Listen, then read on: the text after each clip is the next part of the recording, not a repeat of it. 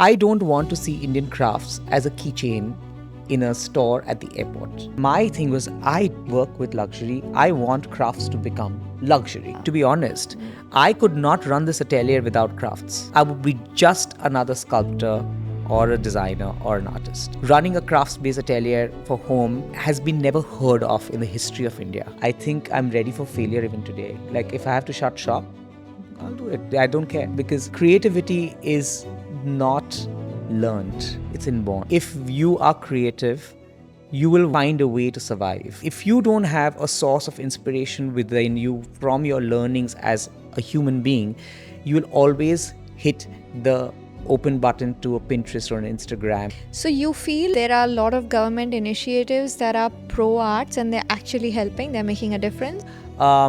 In today's episode, I'm in conversation with one of the most brilliant minds in design in the country today. Hailing from a family of doctors, himself being a practicing dentist, he dropped everything, went against the grain to pursue his passion in architecture and design.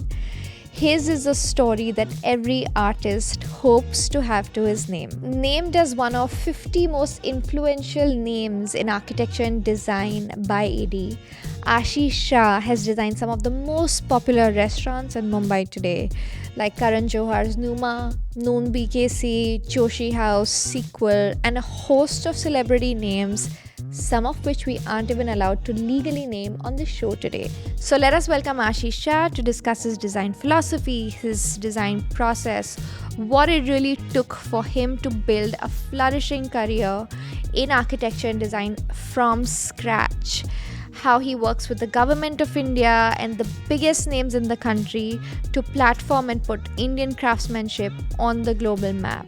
This episode is powered by Niposh.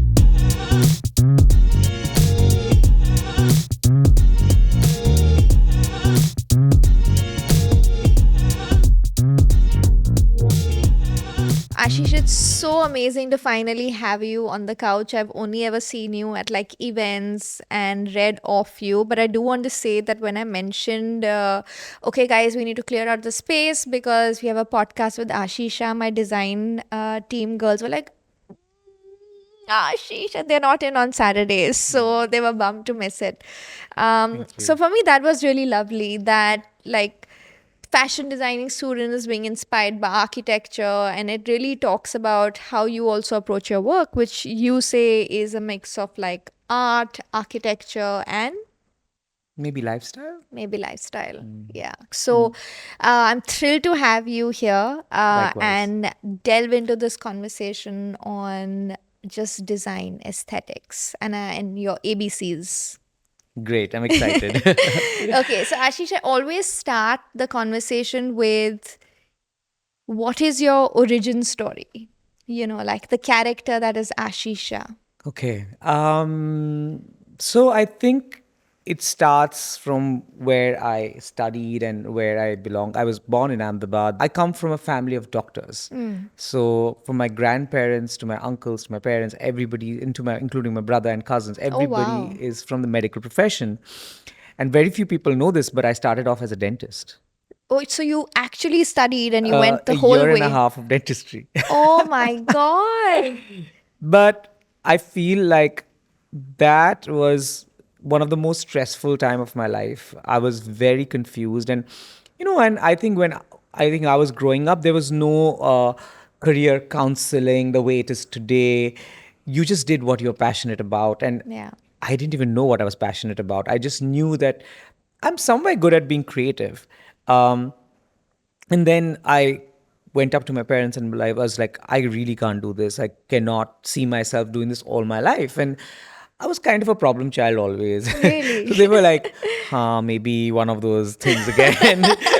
And so I decided to give my entrance for architecture, which I was just like, I'm taking a break from life and I just want to give this exam and see what I do. And I kind of aced it without any training or any schooling. I just went for it, like thinking that I'm kind of creative. Let me just give a shot. Wow.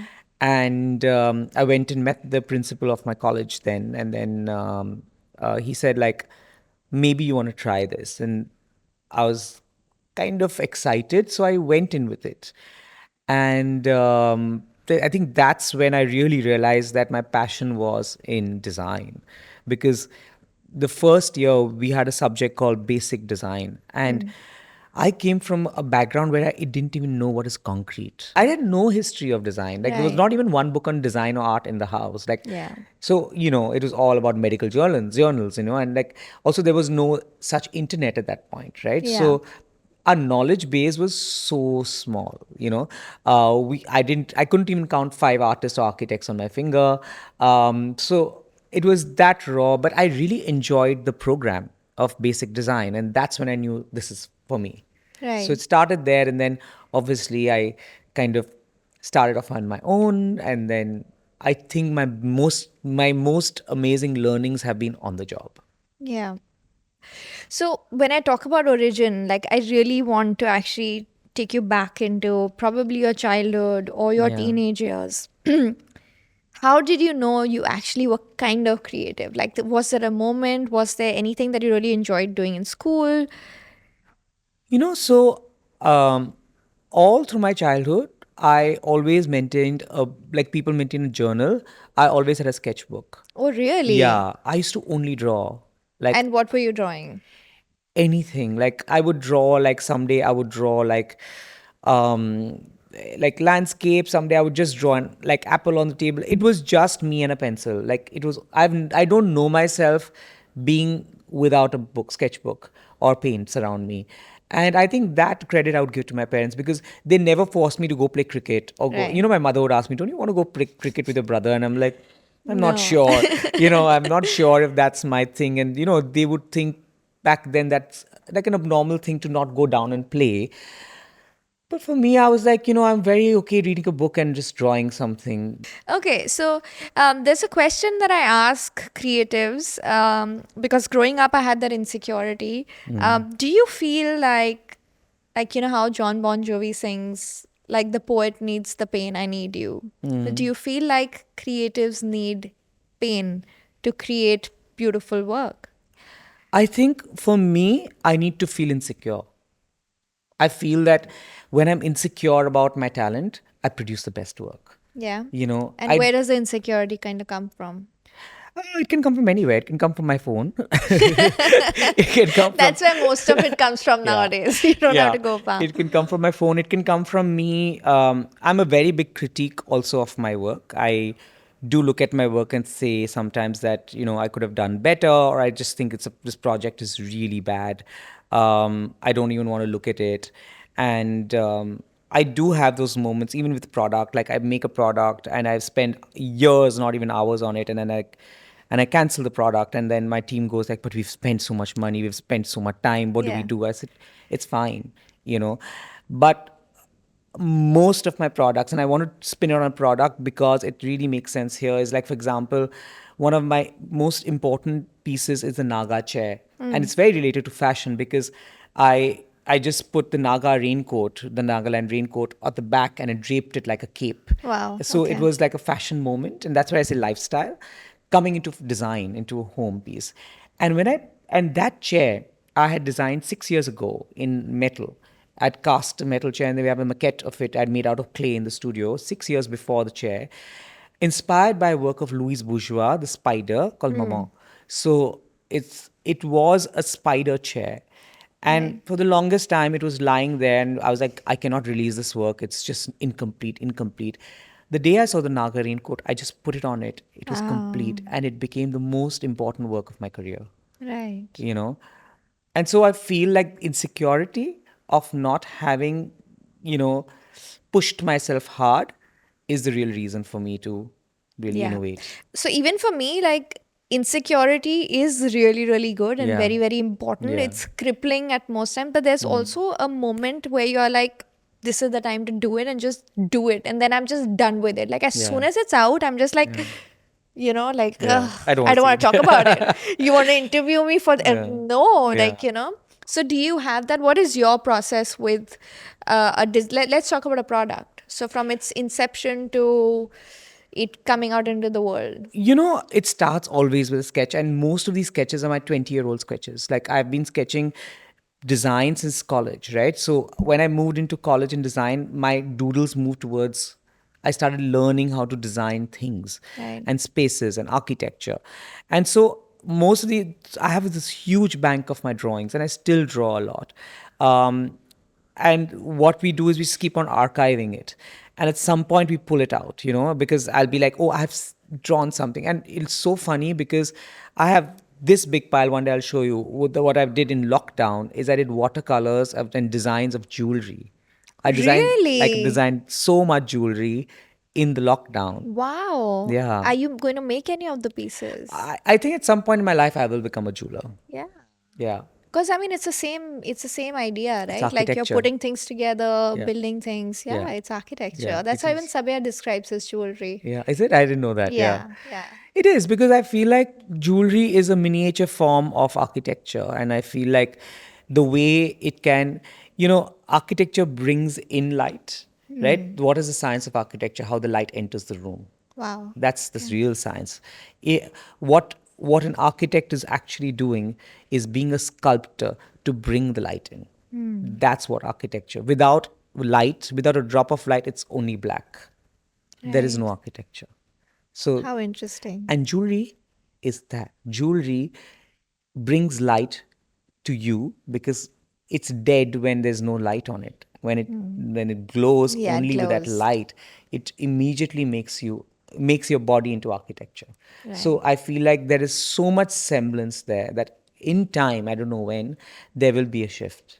Wow. And I'm seeing like even jewelry, right now, if you see what's happening in the world, there's so much body jewelry and like the corsetry that's going Yeah, on with yeah, metal and how fashion designers are really using yeah. metal. I think this is the time for you to do it.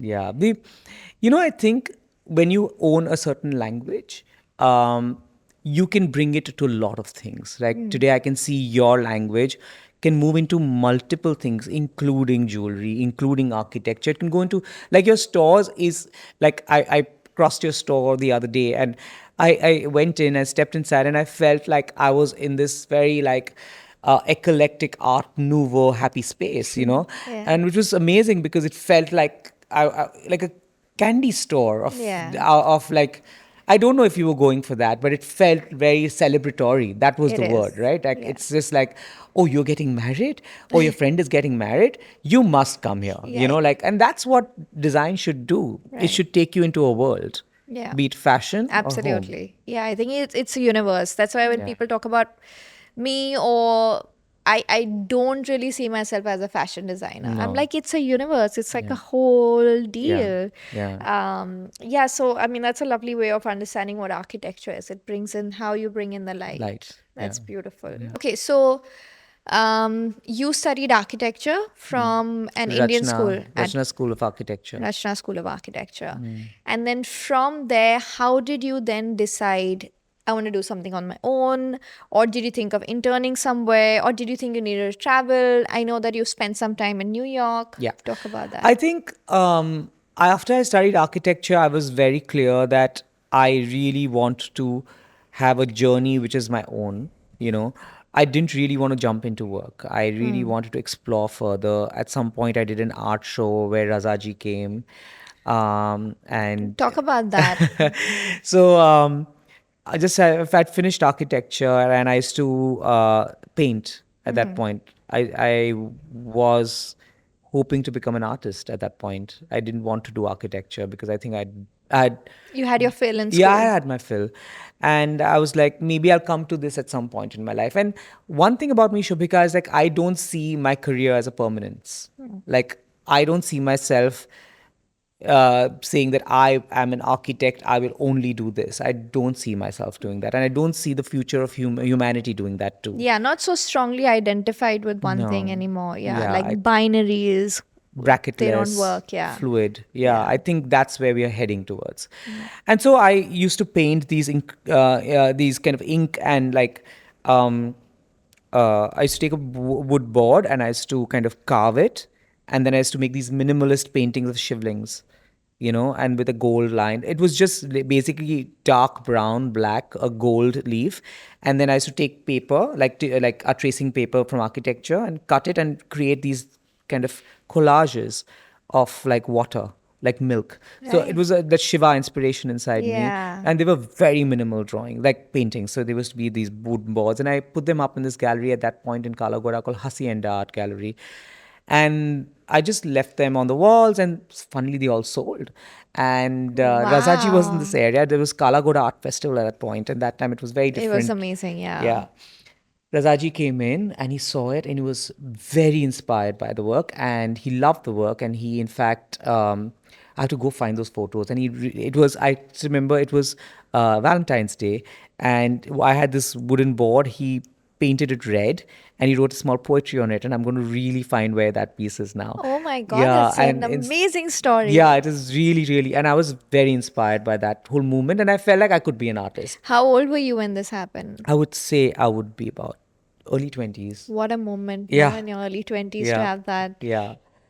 And then he told me how like the lines like when he paints his bindus, the lines are never straight. He was telling me about the journey of life and how he purposely moves his brush slightly like that, so it kind of Right. gives you that straight but not the wabi-sabi of the line. Yeah. And that really inspired me. And I think that's the point when I started understanding the whole philosophy of uh, and started learning more about wabi-sabi, which you see now in my work as a philosophy, and the whole idea of lines. Like I'm very, very, very like particular about lines. I feel like one wrong line and can really give me a bad mood. Yeah.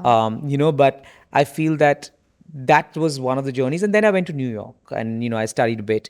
I went into the whole idea of understanding what is design in New York, because at that point in India, when I was planning to do homes, there was no industry. Yeah. It was these 2 3 firms that are doing these big homes, and then there were other housewives who are doing these kind of homes for themselves and their families, and they were really beautiful, and they were very, in fact, I thought back then the character of the homes were much nicer. Yeah, it was not so much Pinterest, it was more individual. Personal, Yeah, yeah. personal, yeah. And so that's what I really learned in New York. I learned in New York that being a designer, you have to bring in character within the home. You have to bring in the world into their homes.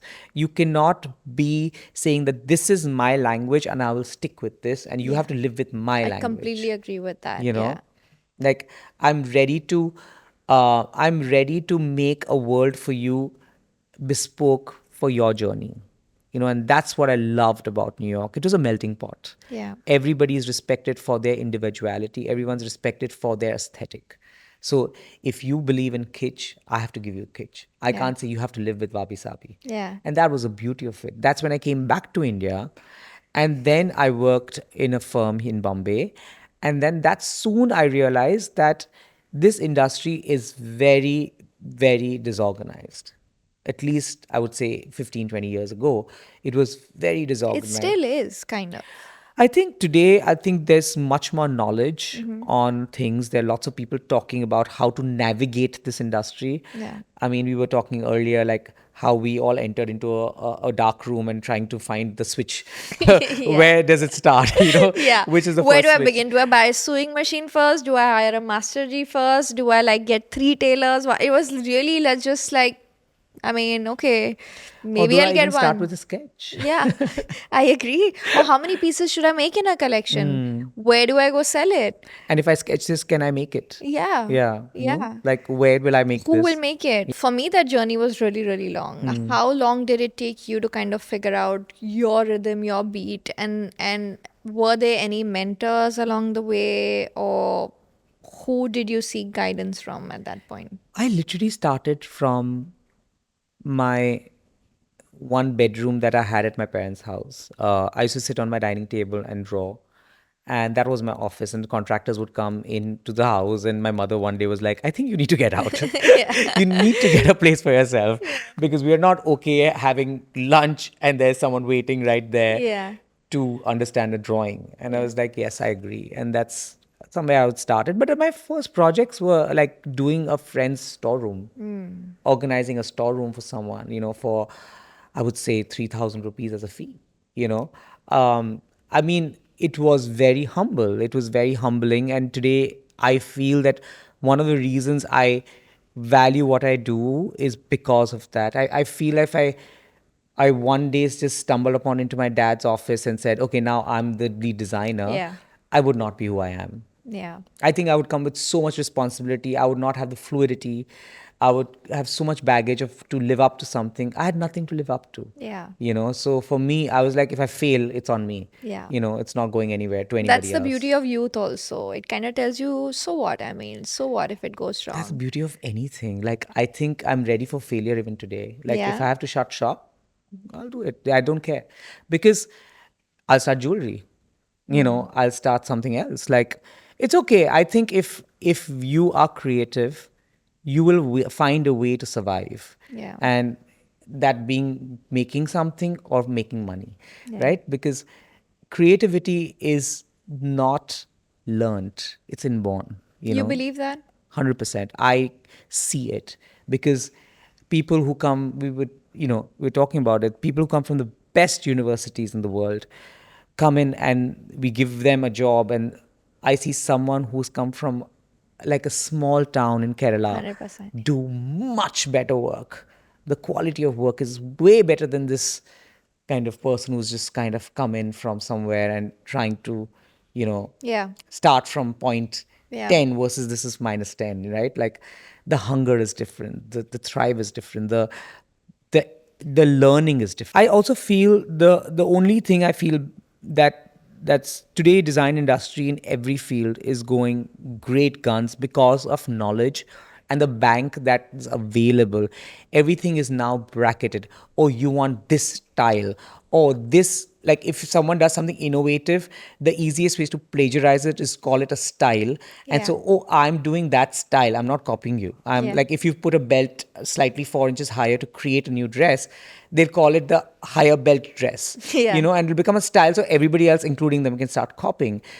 And that's the real problem, right? Because what will happen is if you don't have a source of inspiration within you from your learnings as a human being, you will always hit the open button to a Pinterest or an Instagram or any other social media app to find resources and sources of design. Yeah. That's not going to set you apart. Yeah. So there are two, three very interesting things that you've spoken about here.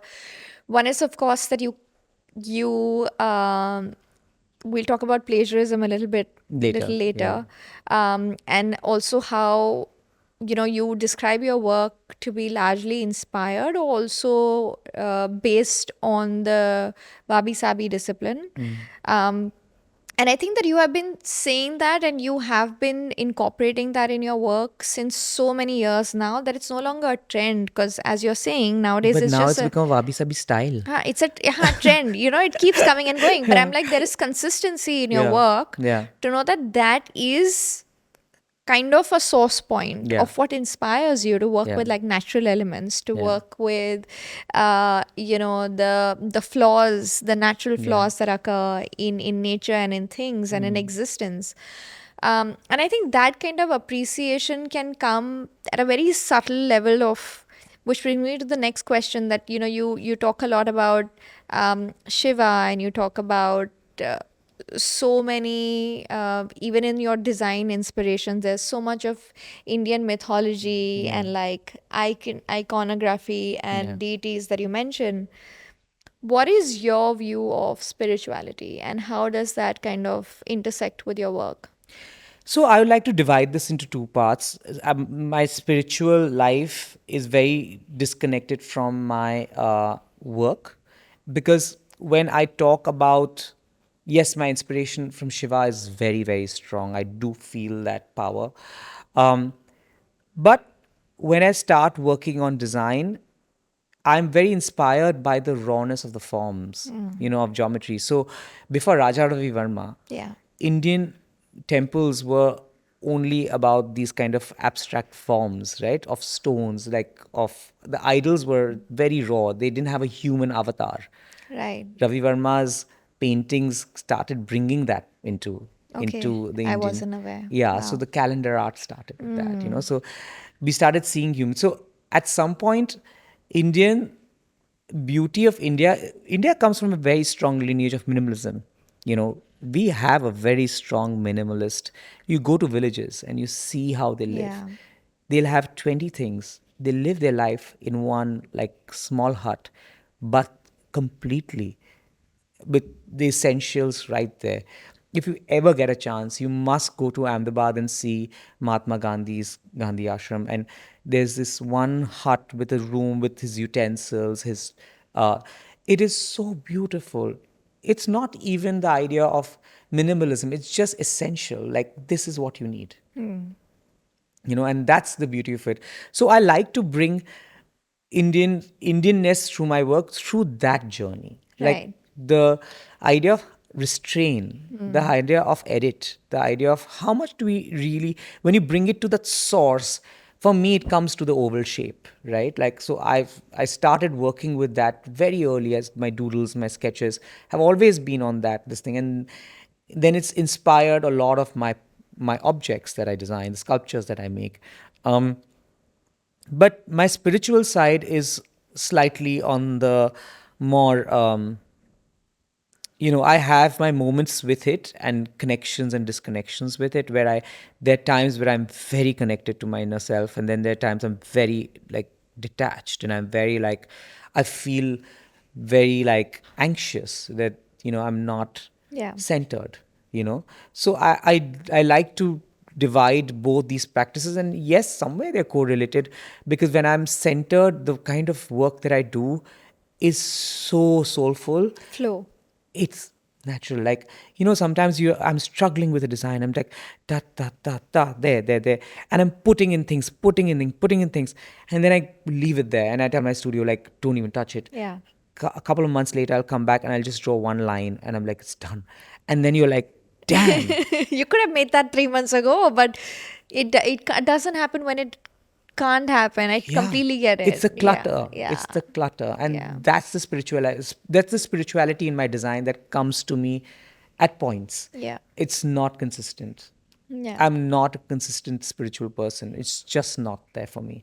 Yes, I have my ways of praying in the morning and, doing my routine. Practices, yeah. But it's not consistent. And maybe that's a me thing. It's maybe because I am creative, or maybe because my mind tends to wander very fast. Yeah. Or, I can't sometimes center. And then sometimes I'm like, oh, this is so easy. Why can't I do this every day? Yeah. Can I have that Yeah. again tomorrow? Yeah. Like, can tomorrow be like this? But it Yeah. never is. No, it's not. So you very passionately talk about the Indianness of design, and the depth and the scope, and actually like India is insane in terms of like you go any direction, Length, right? breadth, Like there's so much that we can kind of do with Yeah. it. In fashion, what frustrates me is whenever we see Indianness in a garment or in the work, people are like reviving, bringing back. There's a lot of nostalgia in that. Like, where did it go for you to want to Yeah, revive revive it? it, Like, yeah. it very much is still, of course, there are many arts that need to be revived, Yeah. but the approach can't always be like, okay, me just bringing back something that was. And I see that in your design, that I will never be able to actually say it's come directly from that. There is an evolution of a design. So the difference is, fashion in India has always had the front stage, right? Like, we as Indians have had very strong fashion moments, like the sari, Yeah, the dhoti, everything. Design in India was lost for decades. We had our moment during independence, and then the Lutyens and all of that, the ancient architecture, all of that, temple architecture. We had a lot of it. And then came like the 70s and the 80s and the 90s, where design was lost Yeah. from the entire stratosphere of India. 2000 is when the Renaissance happened. Interesting. Yeah, so 2000, we are the 2000 generation, right? Like Safe to say it started from you, like a lot no, of no, it. I do. It's too much pressure. But no, I think there was a generation before me. It started from that. Like you would say, like the Talatis, the Pinakins, all of those. Vijoy and what you Vijoys, mentioned. absolutely. These people are one generation above me. They are the actual pioneers of Indian like bringing back Indian design, and that's why my connection to Pinakin, because I'm so fond of him. Like we really like, we are different generations, but we talk as if we are best buddies. I call him up and I'm like, listen, da da da, and it's like we sometimes forget that there is this gap between us, and I I grew up looking at Dashrath Patel and Pinakin's work. For Right. me, that was Indian design, Right. and obviously Bijoy's work. Like I feel like that those three, four, or little bit, few more, were the people I looked up to for Indian design. And then obviously I started making my foray into what I see as my aesthetic. Right.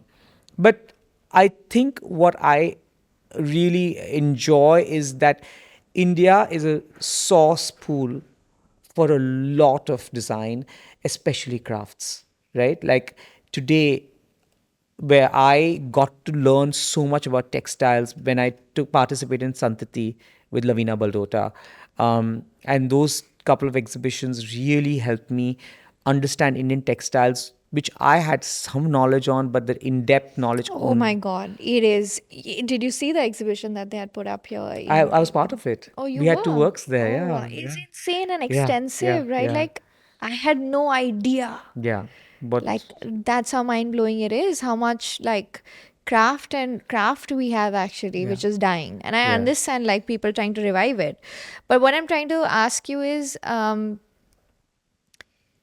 when people think about Indian design, there is a very maximalist kind of an idea to it, like even to fashion. And I'm saying it because I'm also a maximalist. But Correct. it's not Yeah, because I look at myself as an Indian yeah, revivalist or anything. yeah. But um, how do you think we can take like, because I don't think the Indian design language is still really formed when you talk about design, when you talk about spaces, when you talk about furniture, when I see so much work on the internet right now where a lot of Indian designers are still putting up stuff that is, say, Wabi-sabi, or like still art deco-ish, or just so many other trends that are going on.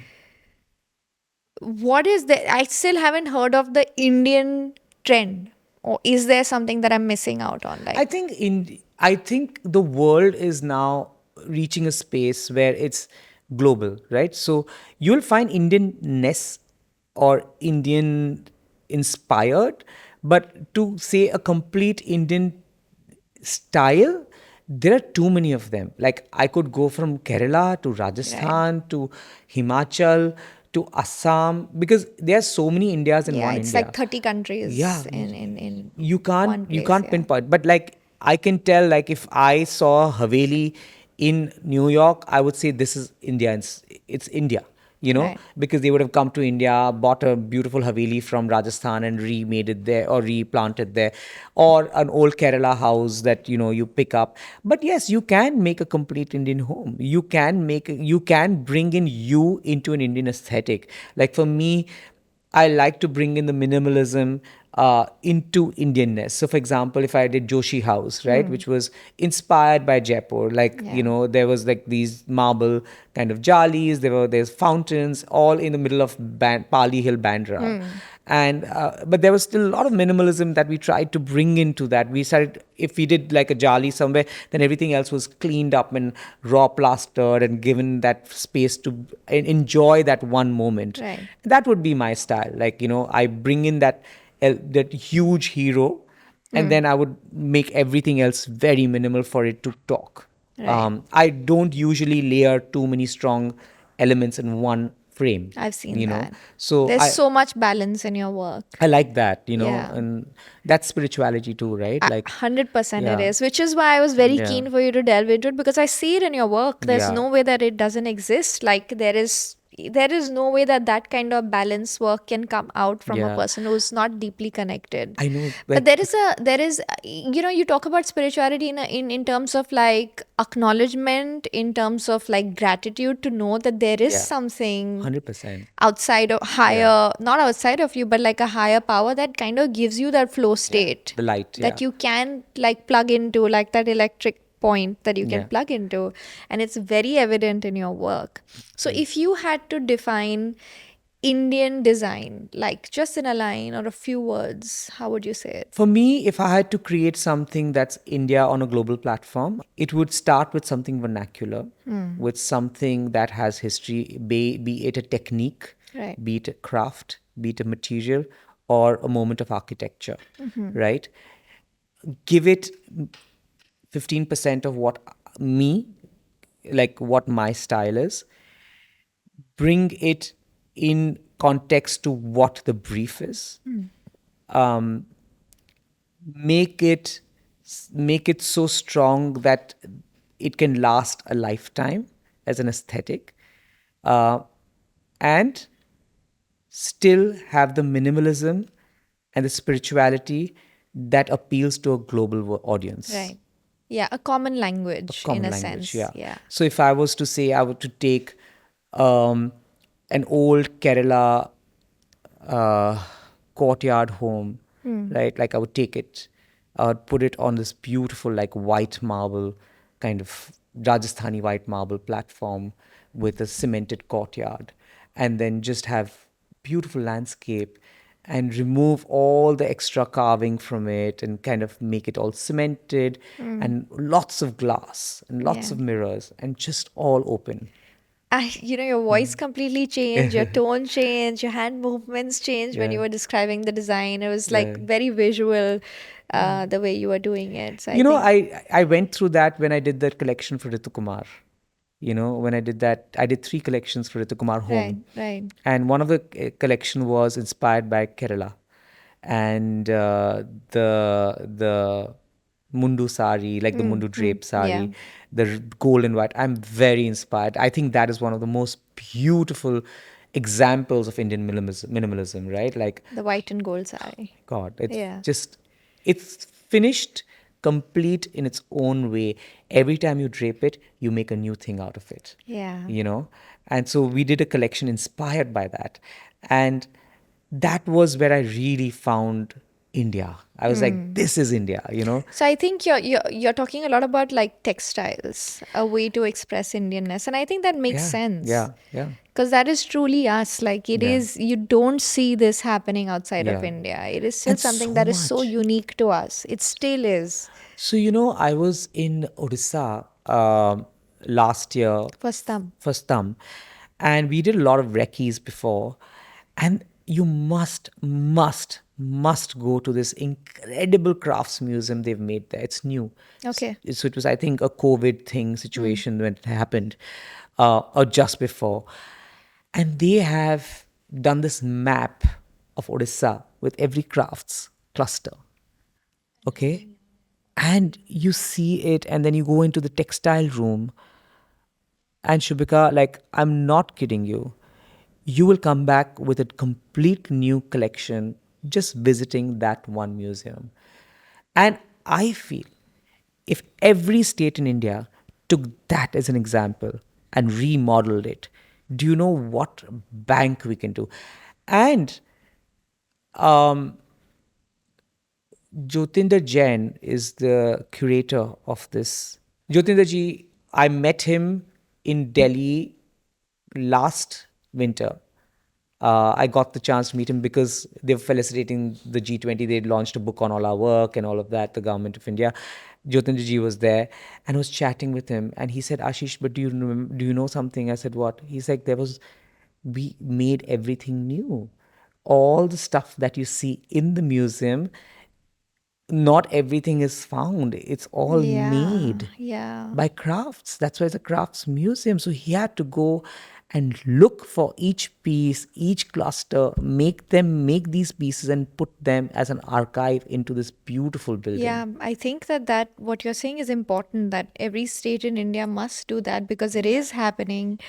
Even if you talk about something as not common but well known as Warli painting, Yeah. there are very few people who can really do it authentically. Yeah, yeah. And so, especially to do with textiles, because it is actually such a strenuous, long process. Your eyes are compromised, your backs are compromised when you're working on creating these pieces.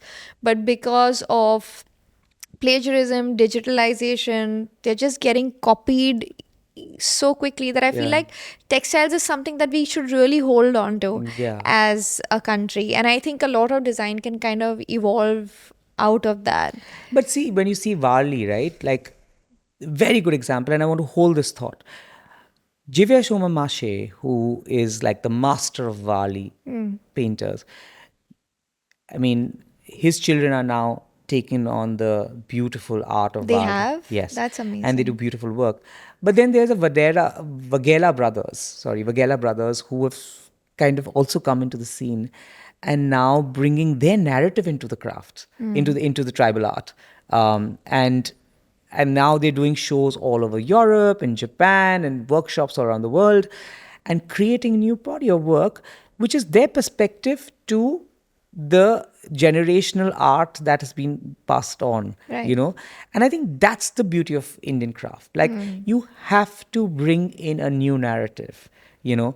Like, what I love about even your work is you're bringing in, yes, you use the same embroideries, the same karigars, but you're bringing in a narrative that's Papa don't preach. Yeah. That's why where, as we discussed this, when someone goes into Chandni Chowk and you want to tell us this story, I want to leave this story to you. But yeah. No, it was really it was an eye-opening exercise. I was there because my cousin sister was getting married, and you obviously go to Chandni Chowk.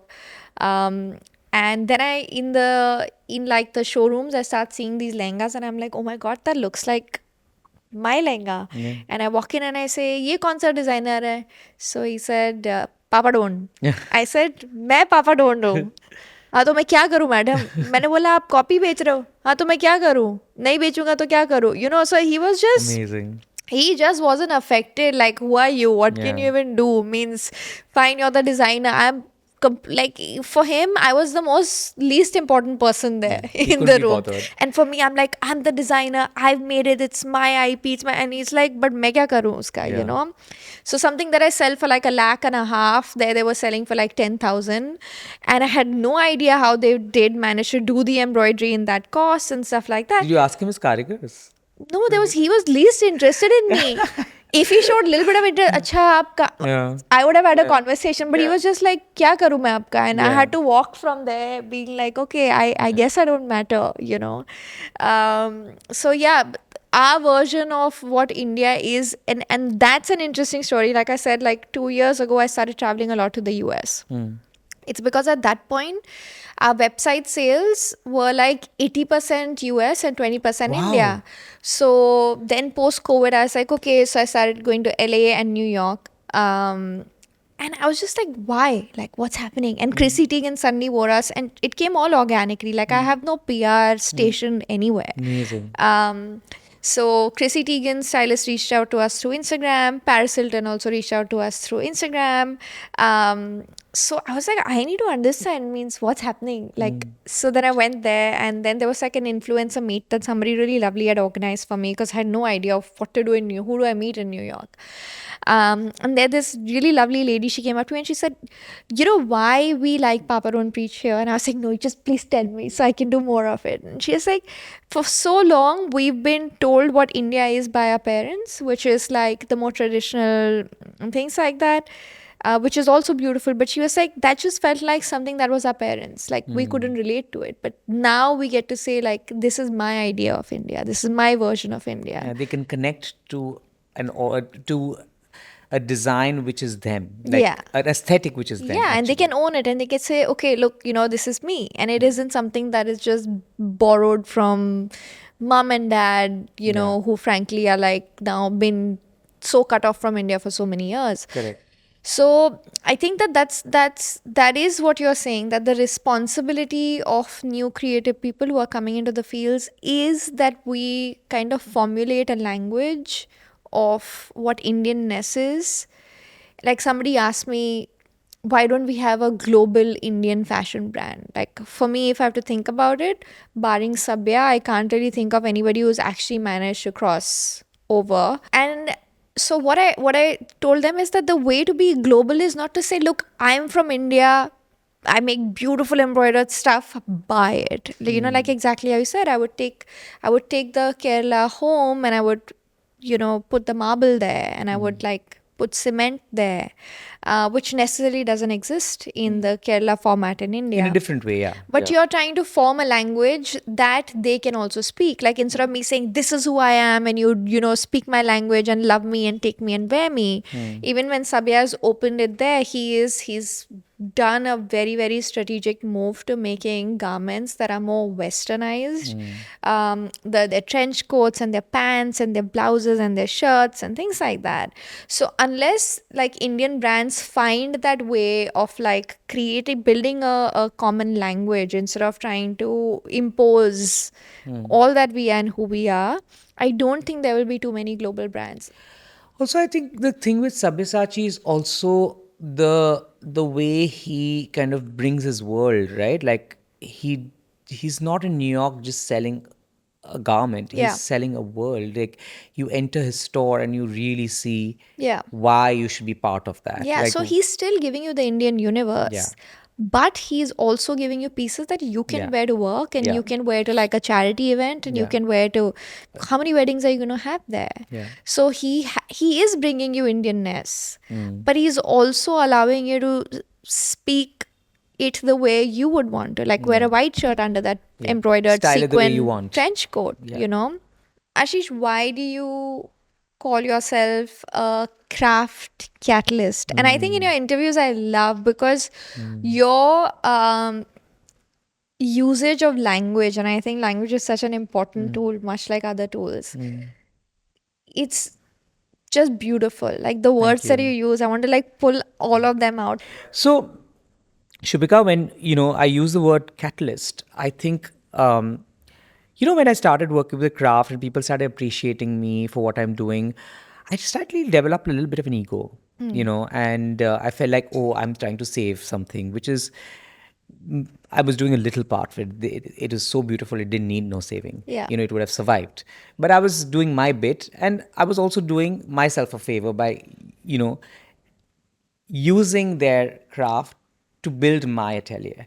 So I forgot that, and that's when, I got to that word catalyst, Right. because I'm just an enabler, I'm just someone who's trying to make a little difference. Yeah. I'm not someone who's really the big change. Yeah. I'm just a small thing. You're not the savior. You're not. not kind of like saying, "Oh, you poor artisans, come." Or I'm let me not saying save that you." I changed the whole craft world. Yeah. I changed the craft for India. I did not. Yeah. And I'm not. There are lots of people doing so many better things also, so much more also. I'm just doing something that I can do from my capacity, which is I'm an architect and interior designer as a full-time job. And then this becomes my second full-time job, and that's why I had to separate the office. So, Right. but the catalyst word was very important, because it shows me in a light that I'm just an enabler. Yeah. Every word you use, especially when it comes to crafts, Yeah. is very important. Yeah. You There's have a huge responsibility huge there. responsibility. You have to be very, very, very careful. You can't just use things because you feel that it works for you. Yeah. You have to think for a larger perspective. You have to think from the perspective of the crafts Yeah. or the craftsperson. Yeah. And understanding your role in the whole. You're just a piece in the game. puzzle. Yeah. You might be the smallest piece in the puzzle, but it's important that you're there to finish that puzzle. Yeah. I think that's the best way to put it. And it's also important to understand the transaction, right? Like you're helping them, but they're helping you also. They're helping me more than I'm helping them. Yeah. To be honest, I could not run this atelier without crafts. Right. I would be just another sculptor or a designer or an artist. Right. Today people come to me because sometimes people come to me because they want the craft. Yeah. And they don't know how to access it directly. Or they want that aesthetic with that craft. You Yeah. know, they want that clean lines with that craft, and that's great. I think we started the atelier almost a decade ago, approximately, give a year here or there, as mainly a research and development cell. Okay. Which started in the studio, the physical studio that we sit in, with the whole idea of how do we take and I was reaching a point in my interior design practice where I was saturating. I was like, I think, like, I've reached a point in my life where I don't see myself doing something that drastic that I'm going to change the world, Yeah.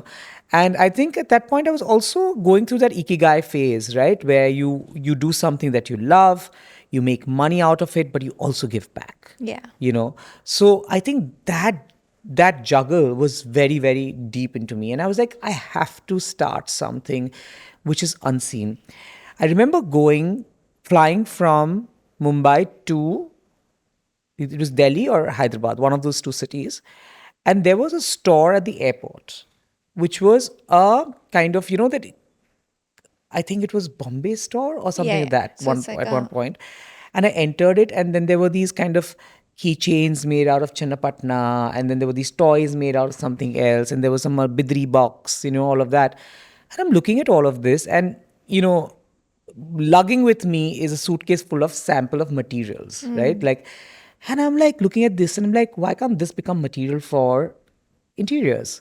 Why can't this become a scalable thing? And it started with that. I was like, I don't want to see Indian crafts as a keychain in a store at the airport. If that's where it's going to be, it's going to die very quickly, because something from abroad or China or America is going to come and replace it very quickly, and so fast that this is all going to be extinct. This was still when crafts was not such a big name. Today crafts is like every studio has to have the word crafts in their practice, otherwise it's irrelevant, right? Yeah. But this was 10 years ago when crafts was like, crafts? I don't want crafts in my house. It's very crafty. I don't want all that. It was the word. It was almost like a bad word. Like, Yeah, it's something we did in school with paper. Yeah, and also something that felt like unfinished and like, in a... Glued it was, together, temporary. Correct. Not only that, Not- it was not luxury. The word is, it was not luxury. Yeah. And my thing was, I work with luxury. I want crafts to become luxury. It has to be something that if I'm buying something from Italy, it has to sit on the coffee table with that. Yeah. And not look out of place. The only thing it needed was someone to come and give it an aesthetic. And that's what my job became. But before I could start that, I had to research. So we didn't even know crafts at that point. If today you ask 5 kids in school, name 5 Indian crafts, they will not know it. Yeah. They will not know it. So then became a mission that everything we produced, we will name the piece after the craft. So it's a Channa Patna light, the Dokra stool, the for example Lompi vase. Everything became named. We started naming our objects with the craft. So that today, when people say the Channa Patna light, they're like, Channa Patna I know, Channa Patna I know. Yeah. Because we marketed it with our product. So you were also educating. I was self-learning first. Yeah. So the first 3-4 years were only learning what it is and how do I get access to it. And if I get access to it, So how did you learn? You learned by sitting in the studio and like reading on it, or did you actually visit there was the not clusters? even much reading matter at that point. Right. 10 years ago, there was not much documentation. There was a few like documentation of crafts. But don't forget, 10 years ago, there were no Instagram reels. People were not going to villages and making these reels on Yeah. craft, making of this, making of that, which we do now. It was not that. So Yeah. we were ahead of time in that sense, that we didn't have that knowledge. And that was great also, because then we had to go physically Yeah. and start meeting them. Language barriers, price barriers. Today, if we went then, like they said, okay, but this is going to cost you this much. Now, one bead is going to cost me X amount. But if I want to make something monumental, I need to make a massive work. How do I economize it, not keeping in mind that they don't go in a loss? So then to convince our clients that this is going to be expensive, it's going to be made in a village. They're like, a village? Why can't we buy it from Italy? Why can't we buy it from this thing if you're going to spend this kind of money? Right.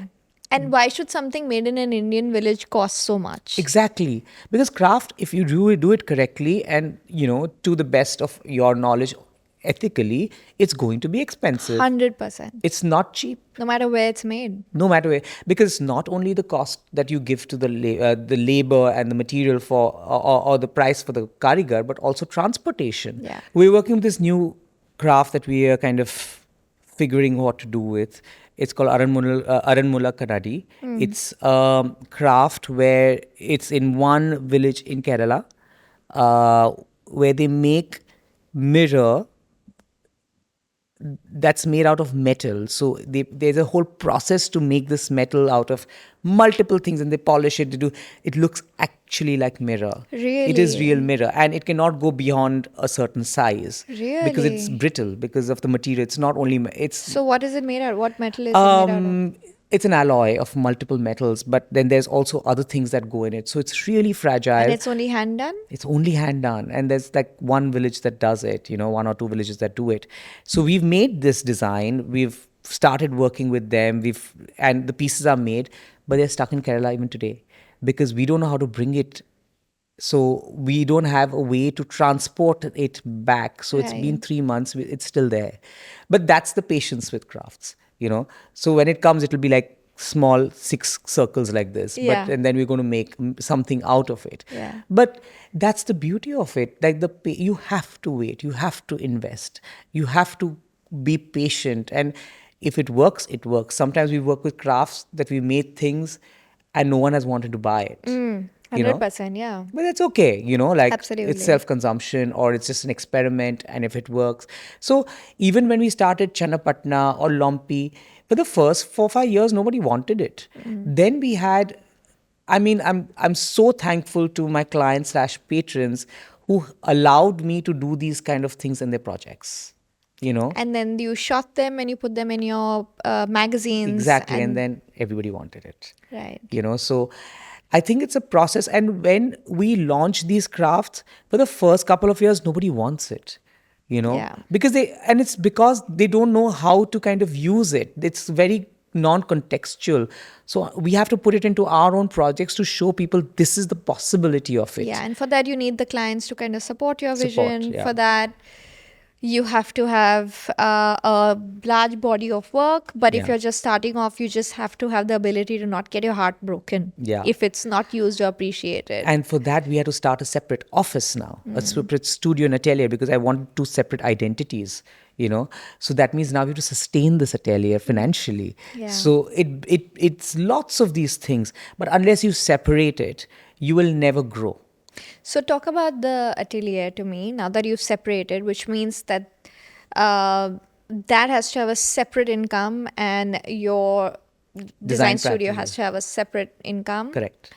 How many pieces do you make at the atelier, and are they custom pieces? How many of them are like R&D? How many of it is just like show pieces or stuff that will get picked up by galleries, and how much of it is actually bought? So it's a mixed bag, obviously. That's why we started a section called gifting, where we're making smaller things so that we can sustain the atelier, so that we can sell more, and it also becomes part of our marketing collateral, so that people get something of a Channapatna, like a candle or something at their home. They'll see that and they'll learn a little bit on the craft and they'll want something bigger. So we're trying to even do that, but I think our main focus is to do large installations. Yeah. Like something where a designer can come to us and be like, listen, I have this incredible project. The ceiling is 30 feet tall and I want something that really works into that space and creates a wow moment for crafts of Yeah. India. That's when it comes in. That's when we really start, the atelier starts igniting. That's at the point. Galleries help a lot. Because they find clients for us. We don't have to go looking for it. Yes, they do take their percentage of the sale, but that's okay. Yeah, At least it absolutely. sustains it. And also now what is happening is a beautiful story. For example, Channapatna, when we started working, the craft was there, but it was not considered like the way it's now. People didn't know it. People had to still be, now Channapatna is kind of almost everybody in our industry knows about it. So when we started making these beads at that point, it would be, okay, make like 50 beads for us, 100 beads for us. Last year, when we ordered beads, they said, listen, the village is so much into production, there's a 3-month waiting. Really? Yeah. That was the turning point. Wow.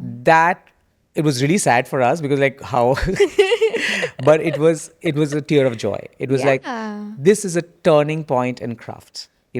If someone tells me, hold on, we don't have the capacity, that's incredible.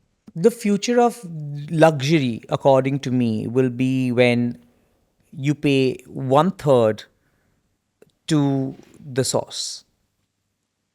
30% of the value of the piece where it goes to the source. And if there's a way to say that to your buyer through whatever means, Right. that would be luxury. So, what do you think that percentage is at right now? I think if different industries are different, right? So it's very difficult to quantify this, but we try to go there. That's our model. Right. You know. So, how do you find these clusters and how do you So now it's educate them? Because that's important. How do they communicate with you? They'll have to use email or probably WhatsApp and send you pictures and Instagram. It's so beautiful now that I think that the Indian digital revolution is changing crafts faster than you and I can think. Every day, a small craft cluster, the next generation kid will say, my mom does this, my dad does this, have a look at this. Can we make this for you? We also do this. We can make this for you as well. So we are now working with crafts directly to the source. Yeah. And, the next generation has communication skills.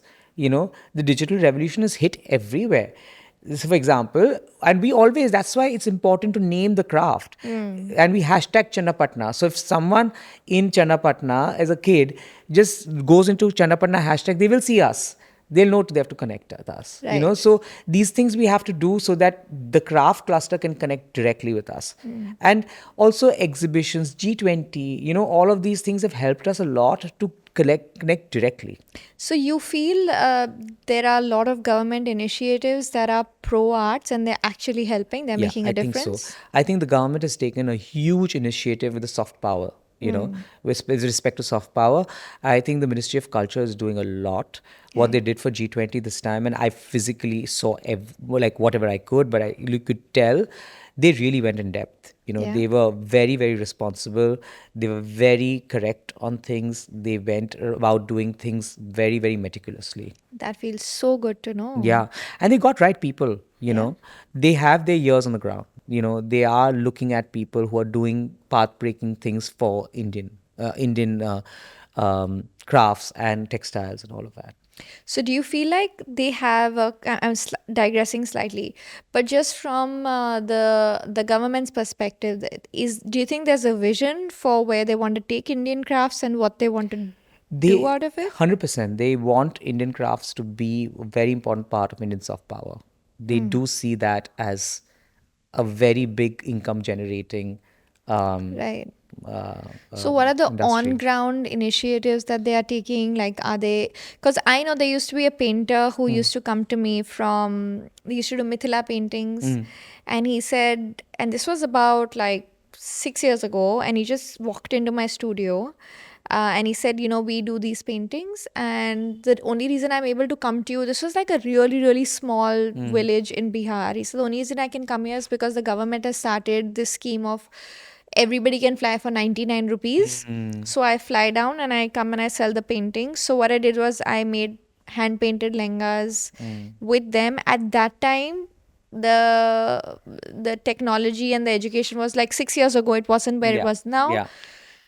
But he said like the government has built schools or like sheds for our women to get together and sit and paint, which I thought was wonderful. Because excellent. All that we hear right now, unfortunately, on social media is how much the government is just constantly letting us down.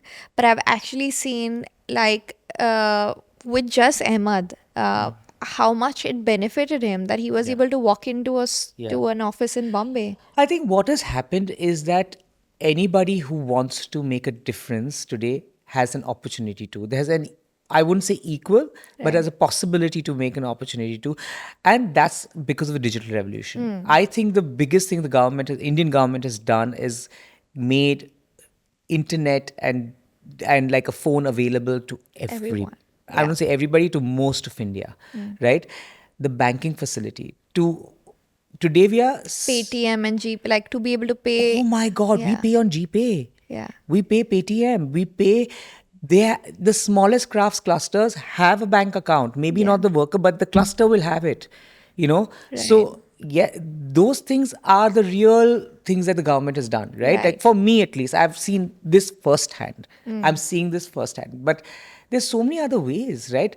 And there are lots of there will be a lot of middlemen who are not like the right thing, but there are some really good Samaritans too. Yeah. Like there's so many people who I meet at these events who actually turn out to be people.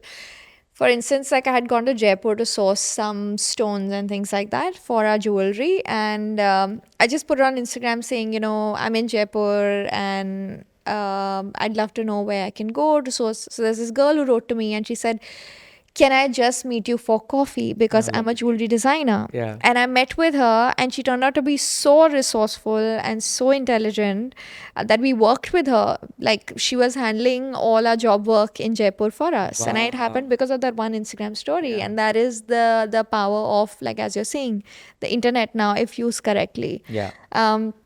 So you feel like it was the crafts, your ability to do storytelling, using the crafts that has got you to be on a platform like the Invisible Collection and Carpenters where no other Indian designer is featured. I think so, but not also. Like, I think, like, sometimes there's pieces of mine that invisible that don't even have crafts in them. Like the Gucha light. It's Right. not made in craft. It's an aluminum piece, Right. piece made out of aluminum. That's made in Mumbai, in a workshop. So that's got no element of craft. But the inception of that was craft. So when I started first working with this cluster in Srinagar in papier-mâché, Okay, yeah. so we made these bells, the shape of the shivling out of papier-mâché. And then we started joining them up and creating this kucha, Yeah. which for me as a child, when we went to the Himalayas, to the temples, and you saw all the bells wound up in a Shiva temple, like like a gucha. Yeah, like a cluster. Cluster. Yeah. So those bells, that's what it was inspired by, and that's why it's called gucha. And it's to lie out above my conference table for the longest time. Everybody who came has hit at one point their head on this thing, but because it was made of paper, no one Yeah. got hurt. Right. And we were like, one point I was like, can we just remove this because everybody's hitting their head and one day someone's going to get into a bad accident. Yeah. And we removed it, and before we were just going to discard it because we would never launch it. It would disintegrate. Paper, yeah. Right, paper. And who would want to buy a lamp at that, I was like, let's cast these in aluminum and see what happens. And then we just made it in aluminum. Yeah, and it's become your signature. Yeah. And I mean, this is the Atelier, right? Like things that you just want to like take it away and then boom, it has a new life. Yeah. So there's so many such stories. I get that. Yeah. So how many people do you have as part of your team there? Atelier, we have at any point, we'll have about 3 to 4 designers, and at least 3 to 4 other people who are enablers. So people who will handle like the crafts, people who handle sales, people who handle like logistics on ops, So I'm trying to make the Atelier as professionalized. Look, I didn't study business. Right. I think I'm an okay to an average business person. I'm more of an artist than a business person, but I have had to learn on the way because I have had to survive. Because running a crafts-based atelier for home has been never heard of in the history of India. Like Right. to run a separate this thing and to make it profitable, Is it profitable now? And how many years did it take? It's you? about 8 to 10 years now. And I think we are going to start seeing profits soon. But I think we break even right now Yeah. to sustain all the logistics around us. Yeah, I appreciate the honesty there because as I was sharing with you, there's so many young designers who come up to me and they're like, I've been doing it since 2 years and I'm not making any money. And I tell them like, easy 5 years, just have patience to like decide if you want to continue or shut it down. And then another 5 years for you to like reach the 10-year mark for all the compounding of all your efforts and all your moves that you did right and the learnings that you learned from all the things you did wrong, for it to compound and to show you some kind of... But also, once you cross the 5-year mark, you build a family. And then you're running it for the family. Yeah. I get like that. Today, I can't close this atelier even if I want to because a lot of families in the craft villages depend on us. Yeah. Now, I think that's a huge order, Yeah. right? Like, I'm like, okay, if we don't make profit this year, let's at least sustain it. So at least someone is kind of running like on it, So these things become very, very like personal, Yeah. So you, at some point you just cannot give up. That brings me to, you just said, when you talk about the business aspect of it, you think, okay, I could just make thousands of these. Yeah. There are so many times I'm like, my lehengas are getting copied. Why don't I start making my copies cheaper Yeah. and selling it in the market? Because Yeah. I'm just like, let me own that side of the profit, right? Like, let me make profit But from we there. can't because, yeah. Yeah, but that's what brings me to how much of plagiarism do you think is flattery? Like, imitation is flattery. Flattery for those who want to say, you see the cup half full, but it's a Yeah. big problem.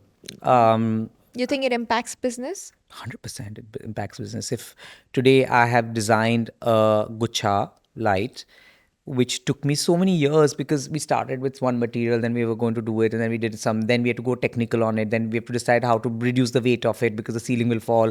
All of these things, it's a 4 5 year or 6 year journey. And then you have to market the product. Market the product, convince your client to take it first, Yeah. photograph it, then put it on your Instagram, push it on Instagram, talk Yeah. about it, do videos on it, Yeah. and promote the piece and explain the world what it is and draw. And then this video team will come over my shoulders, me sketching this piece. And I'm like, how much work do I have to do for one product? And boom, someone's copied it. Yeah. You know? That's happened with the Gucha light. It's happened with almost every product. Almost everything. When we started working with the cosmic egg, the form of the cosmic egg, I remember when we made the first liminal bench, where the idea was to take this kind of a form which is so ancient Indian and just have no very purest piece, like one form like this, one form like this, one form like this. It was my first piece because my client pushed me, Shesi Goenka, saying, I want you to make a product. I know you're a product designer. I know you're an artist. I know you're a sculptor. Do it for me. Right. And we made it out of marble and everybody bought it. But when I made that, someone told me, oh, but it's so basic. What is in this? Like, you've just joined 3 pieces of marble, not understanding that the top had been curved a little bit on the top so that you could sit on that marble. It was not flat. There was Yeah. every detail. It took us so long because there's a little edge which is cantilevered out. I can physically stand on it. It will never topple. Wow. Also because the way the construction has happened, there's not a single metal inside. It's all stone to stone. Wow. Okay. And so, because if I put a metal, then the purist in me will not allow that, right? Then that's not a piece that I can stand by. So all of that research, and then that form, the cosmic egg, became everywhere in the next 2 years. So people first dissed it and then copied it because everybody said it's a great piece, So then everything started looking like the oval. If you've seen the trend of oval yeah. everywhere, Yeah. we started that with all our pieces and then everybody copied it. So now we moved to the crescent, and which is the most difficult form to copy now. So no one's copying the crescent. So we are now So owning far. that. No, it's very difficult. So I said, now I'm going to use a form that it's going to be so, if you try to copy it, you'll fail. And the most difficult form is a crescent because it has so many dimensions that if you don't use it correctly, it will fail, Right. Wow. So you're saying it's tough because the balance and the dimensions and the You want the everything. minimalism. Yeah. You want the finish. minimalism. And you should not see construction. Construction is beautiful when it's unseen, Yeah. but it stands, Yeah. That's the beauty of architecture. Yeah, same with garments. You shouldn't be able to see the seams and the And when I stitches. turn it around, I should see a beautiful finish. Finish. Yeah. That's when you know it's luxury. Yeah. And not a copied piece. Yeah. So I think plagiarism, yes. I mean, when the biggest example is in the last 1 year, you'll see it. Like we did Stamb for G20 last year with every different crafts. Today you see a totem in every Everywhere. home in India. In the beginning of the podcast, you said you work the best when you're insecure. Yeah. Okay, so there is an insecure Ashish. Yeah. And then there is a person, there is an Ashish who is like, I'm very happy to actually give references to my clients to, work with other designers if I can't take on their projects, which Yeah. also says you're very, very secure there. Yeah. In you passing on your projects Yeah. to other designers. Yeah. I remember my sister telling me that you actually sat together and you discussed like the items that you wanted to pick from you Yeah. and stuff like that. So how do these two Ashishes really function within the same industry? just because I'm insecure about something doesn't mean I'm not confident. I'm very confident of what I've taken on. Like, I know that if I've run this atelier for so long, or I've run a practice for even longer, I know what I'm doing. If there's acknowledgement from the outside, there is a validation to it. So that security is there. The insecurity is so that I push myself. Right. So you don't get complacent. Which is very normal in any industry, especially ours. Yeah. Especially ours. Like, oh, now I have my language. People know if they want this aesthetic, they'll come to me. And they'll pay me the price. Yeah, but you don't know someone's copying you. Yeah. And the biggest insecurity is plagiarism. Right. So when you go to Chandni Chowk and you see your piece at that price and people are actually consuming it, you need to do something that cannot be copied. Yeah. That's the only way forward. The only way forward is to do something so out of the box and radical that you cannot be copied. And if they copy it, they'll fall flat. Yeah. So that's the insecurity that I like. I also like the fact that we as artists need to be critical about our own work. Right. Yes, there will be feedback. If I do a restaurant today, not everything, all projects would be amazing, right? Like, there will be projects where people be like, I love what you did at Numa, but this one doesn't seem like that, Yeah. And I'm like, yeah, I know, but tell me why you don't feel it. It could be like, oh, I don't like the color, but that's a personal taste. So that I'm not bothered about. But if I finish a project and I walk into a project and be like, there's something I could have done better. Yeah. That is a problem. That's Right. the insecurity that I really am talking about. And I feel that's very important because that keeps me on my toes. That's also awareness. I Very think. important. Great. And you hold yourself to a higher standard each time. Like, Yeah. I had to be better than that. You said in fashion, there are probably seasons that are bad, but in your line of work, there are years that are probably bad, right? Where you're like, okay, there isn't so many houses in Bombay to kind of do, so I need to look at other cities and stuff like that. And you said during this time, that there are other interior designers or architects who kind of reach out to you saying, do you have any projects for us? Yeah. And you mentioned that you find it very comfortable to kind of, not comfortable, but you are more than willing to kind of pay it forward. Yeah. And there is also the Indian Design Fund that you did. Yeah. Right? So I want to talk about this. Why do you feel it is so important for you to be a person that pays it forward? As we discussed, I think the world is moving to a collaborative space, right? We are all, the only way we can function is not be working in silos. I also believe that the more you give, the more you get, right? Like, if there is a moment or chance for me to help something or someone, it's the I think the best way. I'm the happiest when I gift something, to be honest, rather than I buy something. Yeah. So I'm that inherent person, and I like the fact that if someone can be vulnerable and come to me and be like, listen, I need help, and if I can be of help, why not? It's the only way to move forward, right? And there's so many times that when we finish a project, a client will come and say, listen, can you also do this? And we don't have maybe the knowledge, know-how, time, multiple reasons to be able to take on a project. Rather than the client going to someone who they don't know, I would rather be in that position to be like, listen, I vouch for this practice. Maybe you can go here, Right. And it happens with even us. Like, there are sometimes architects who have made a building and they want some interior designer to add to that project to make the project great, right? They'll come to me and say, Ashish, can you collaborate with us on the interiors? And that's how our industry actually works. It's not only me. It's like the entire industry works like that. And our industry that way is amazing. I don't see that much in fashion, but in the design industry, it's much warmer. And for me, I have some very, very close friends which I can pick up a call and confide in, which is the most amazing part of my industry. I can relate.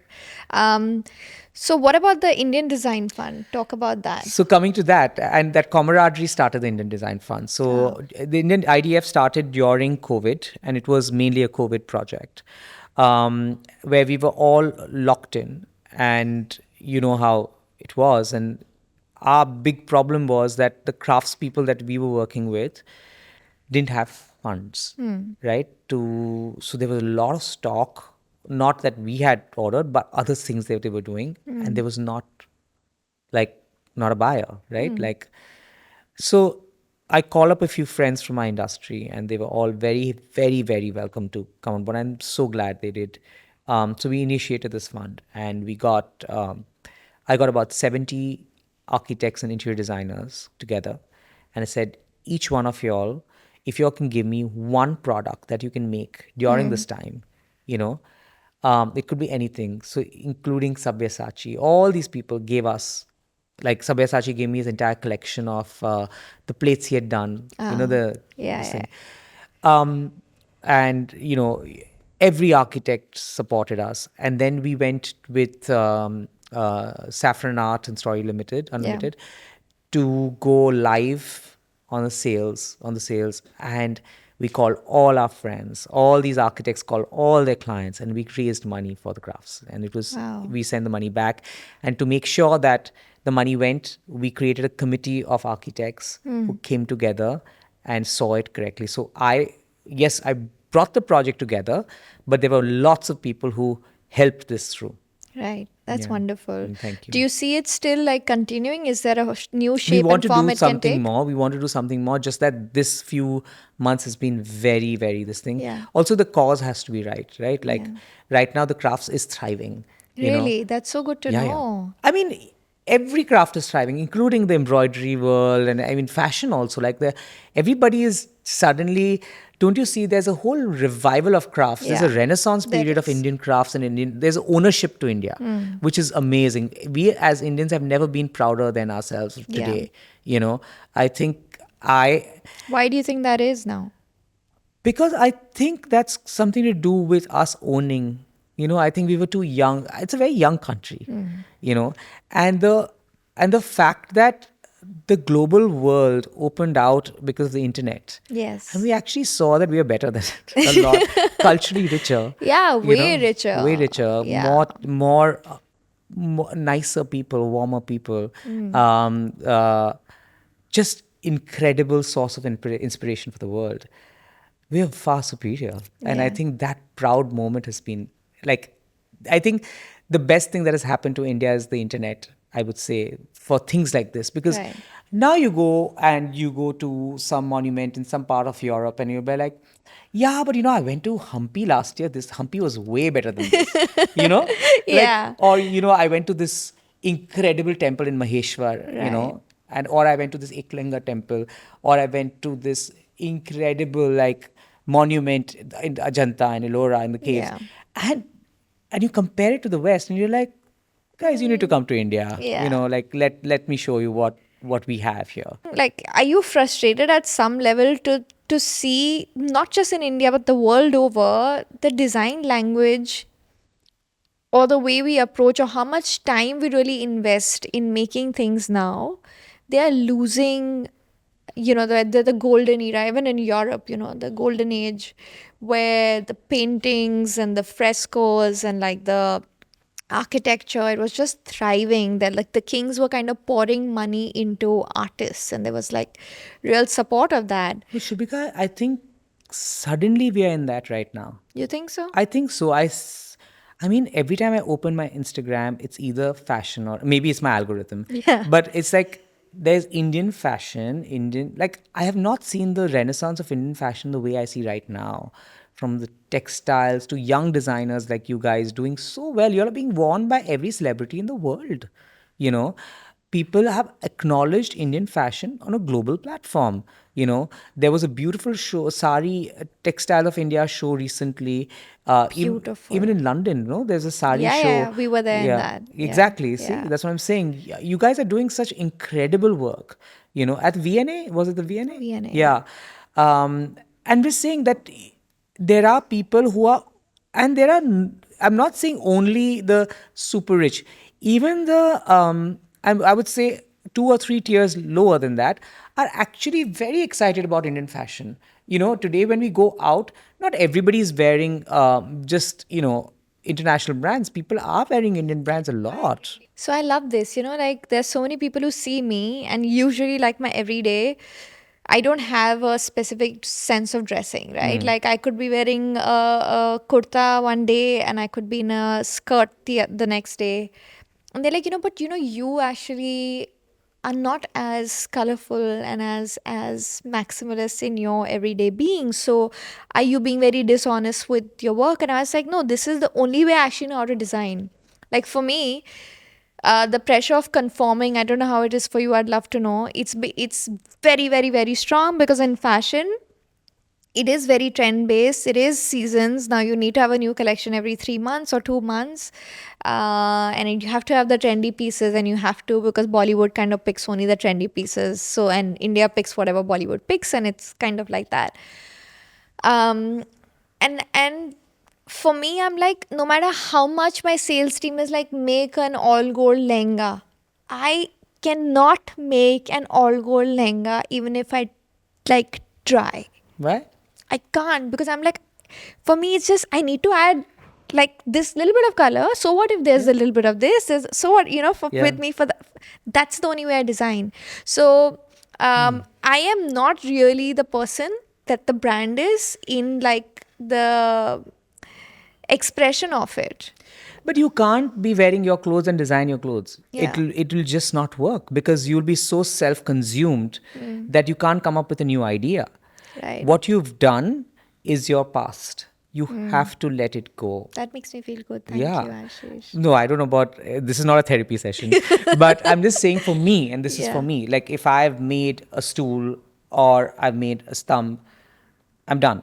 Yeah. You want to copy it, please go ahead, copy it. I'm not like, I'll sell that when a client comes to me, but I'm moving to the next piece. That's the only way I survive, because if I wallow or if I'm in pride of what I've done in the past, that's the end of me. Right. Yeah. So talk about seeing yourself as the only designer in like the Invisible Collection or Carpenters, and still being able to say, I'm able to separate my work from my ego. Like, how do you keep that in check? Were you always like that, or was there a moment where you were like, okay, now I'm crossing, You know what? I'll tell you what. Like, the ego check comes because I'm always in survival mode, right? Like, running a craft atelier is not the most, as I said, wisest business decision. Yeah. It is something that you do because you're Passionate, yeah. And when you reach a gallery like Carpenters and Invisible, which are the alma maters or the pinnacle of design in the world, right? Yeah. Like, you suddenly open yourself to even more competition. You made your life even more miserable, because now you are in a pool of the best in the world. Forget India. So my competition is Karl Lagerfeld Right. and his last design objects, right? So the guy who is going to select between Carl's last piece, I mean a fountain, or my mirror, and I can't even compare myself to Carl, but I'm just saying that you are on that platform and you have to be able to show the gallery that you're selling. Right. Also, like, so everything becomes a challenge. So that is very humbling for me. You have to feel humbled at some point, because life is going to throw googlies at you all the time. Yeah. And you're going to realize that at some point, what you think you are is just in your head. From the Right. outside, people may not like it. Like, they might not like the piece, they might not like the project.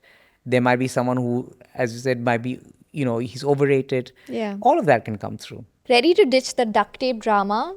Say goodbye to nipple chafing with Aquaman nipple covers. These are literally coin-sized, non-adhesive, reusable, hypoallergenic nipple covers. Check them out on niposh.com. Ashish, why I started this podcast was mainly because, as I said, when I was starting off, I would have loved to hear from somebody who has built his or her business from ground up with no real blueprint in place.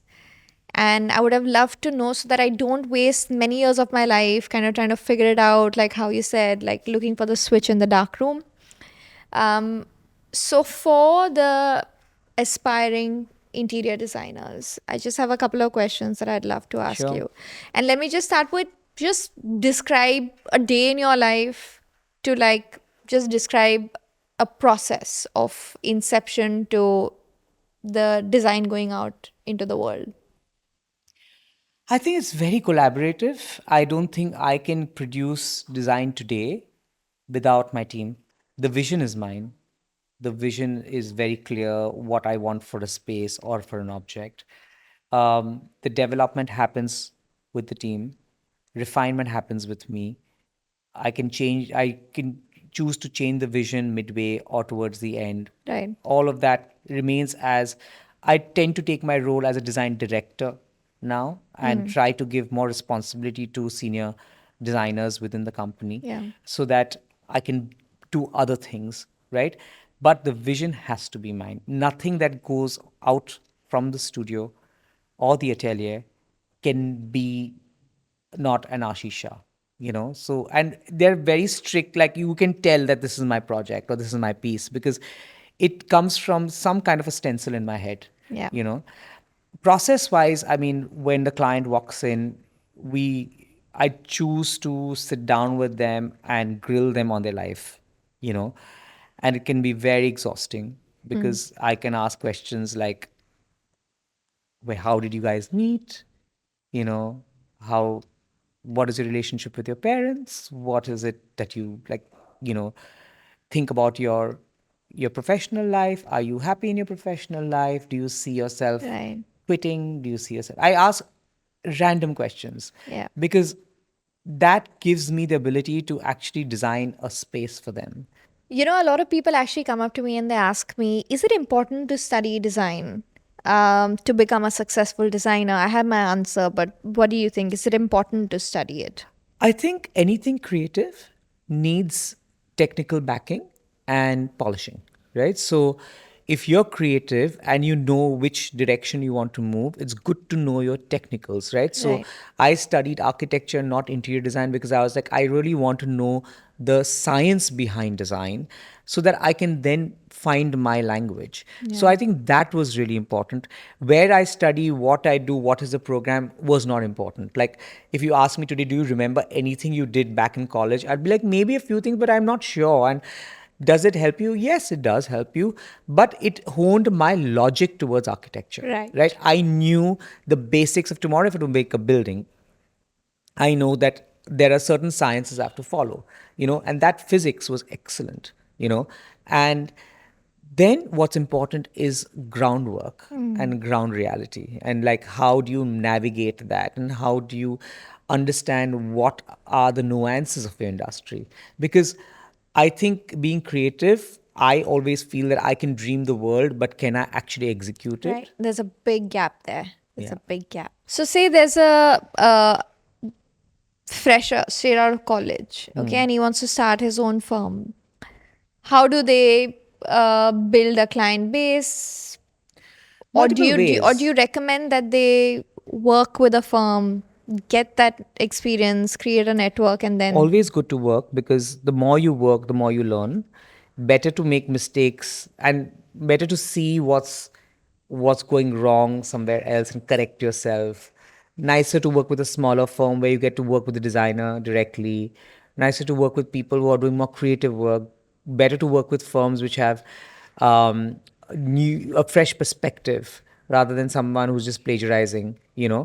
And then I think there are multiple ways to start your practice. I mean, today, the Instagram age, the global digital world is so big. You can do so many things. And I'm seeing so many kids do it so beautifully. Like you can start, just a research based Instagram page where you're showing them new things around the world, talking about new things. And once people notice you, you can start showing them what your capabilities are on just doing 3D, like 3Ds of different things. You don't even have to, today, you don't even need to build. You can just make yeah. a 3D mock of a building and say, this is my. What do you feel about that? All the people who are making things on AI and putting it out there and not really It's the saying, future. It's the yeah, future. Um, yes, there will be two sides of every coin. Like definitely there will be AI dictated design. You see so many restaurants now that look like, oh, this was made in AI for sure. Just the right. correct prompt engineers did this. Yeah.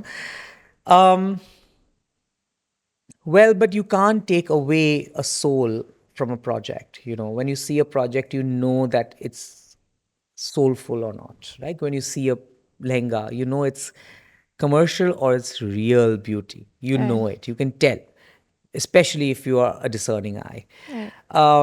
The thing with AI is that it will never be able to take the creative mind away from you, right? You will have to be creative. Even to prompt it, you'll have to be creative, right? You can't tell AI, build me a castle. Yeah. They'll ask you what, how, give me a story. So eventually it'll be a world of storytellers. The beautiful stories that you can actually weave together Right. is, and that's why I write storyteller as one of Yeah. my things, because I think that's where the world is going to be. Yeah. So, say somebody's applying to your firm, fresh out of college. What kind of an education do you think would really excite you? I know that it's about, at the end of the day, the attitude of the person, the hunger, the fire. But is just a degree from a design school in India or abroad, is it enough? Or do you think they need to know XYZ softwares? Obviously, software skills are very important because today it's very collaborative industry, and because I don't sit on software directly, I need people to help me with that. So software skills are very important. But I look for that X factor, right? I guess they call that X factor. You're always looking for that one person who can bring that little bit extra to the table, something that you feel like is virtue, Right. is that it can be the energy of that person. It can just be the eagerness to learn, the eagerness to, I'll do whatever it takes. I'll draw lines on paper to make things happen. That's incredible. Yeah. I think that passion is what I look for, that twinkle in the eye. You can see it, right? When people approach you, they're like, I just need the money, Yeah. or I just need this job because I'm bored, or I really want to learn, or I want to make a career out of this. So there are multiple people, and you pick what is best for you. And what are the soft skills uh, that an interior designer requires? Patience. Yeah. Yeah, no? I think it's so sad because everybody in our industry, especially, wants it yesterday. Oh, the design, can you give it to me tomorrow? But you just came to me today. Yeah. I need time to think. Or, we want to move in tomorrow. Like, there are lots of deadlines. Yeah. Our industry is sadly our deadline based. And we as designers tend to also go into our own thoughts and go deeper into it and say that I want to make something even more better than what Yeah. I've reached here. So those things, patience is very important. I think ability to explain and save your design. I think if you are doing something out of the box, you have to be able to protect that idea from getting cut off, right? Like if I want to do some mad craft based 50 feet sculptures, right? And my client has the space and the money and the ability to do it. And I have to convince them. I have to sell that story saying that I want to do this because, Yeah. and even if, like, I have to be able to be in the position to be gentle, but at the same time be assertive. So, Ashish, I read somewhere that you use the ABC formula. Yeah. I loved it because, for me also, I keep trying to think there must be a formula to like how I can like nail this whole process. So, I want you to talk about ABC. So, we were very like fragmented in the way we were. Firstly, ABC stands for? Aesthetic, budget, and client. Right. Right. And it's for everybody, from Right. fashion to home. A, B, C. First is aesthetic. Aesthetic is something that comes to me because people who come to me knowing what I do, especially now, Yeah. right? Like if I was starting off, it would be different because then I have to prove my aesthetic. Now people know my aesthetic. They say, okay, I want this aesthetic. I'll go to Ashish, right? So A for aesthetic, B for budget.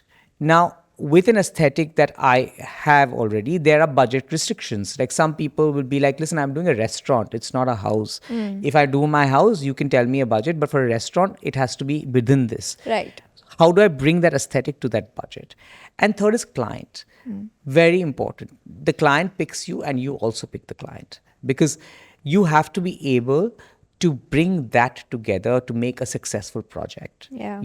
Clients' requirements are very important. Most of the time, we realize that clients' requirements are not exactly, they're not being able to articulate it as well as they should, because most of the times they'll forget about certain storages.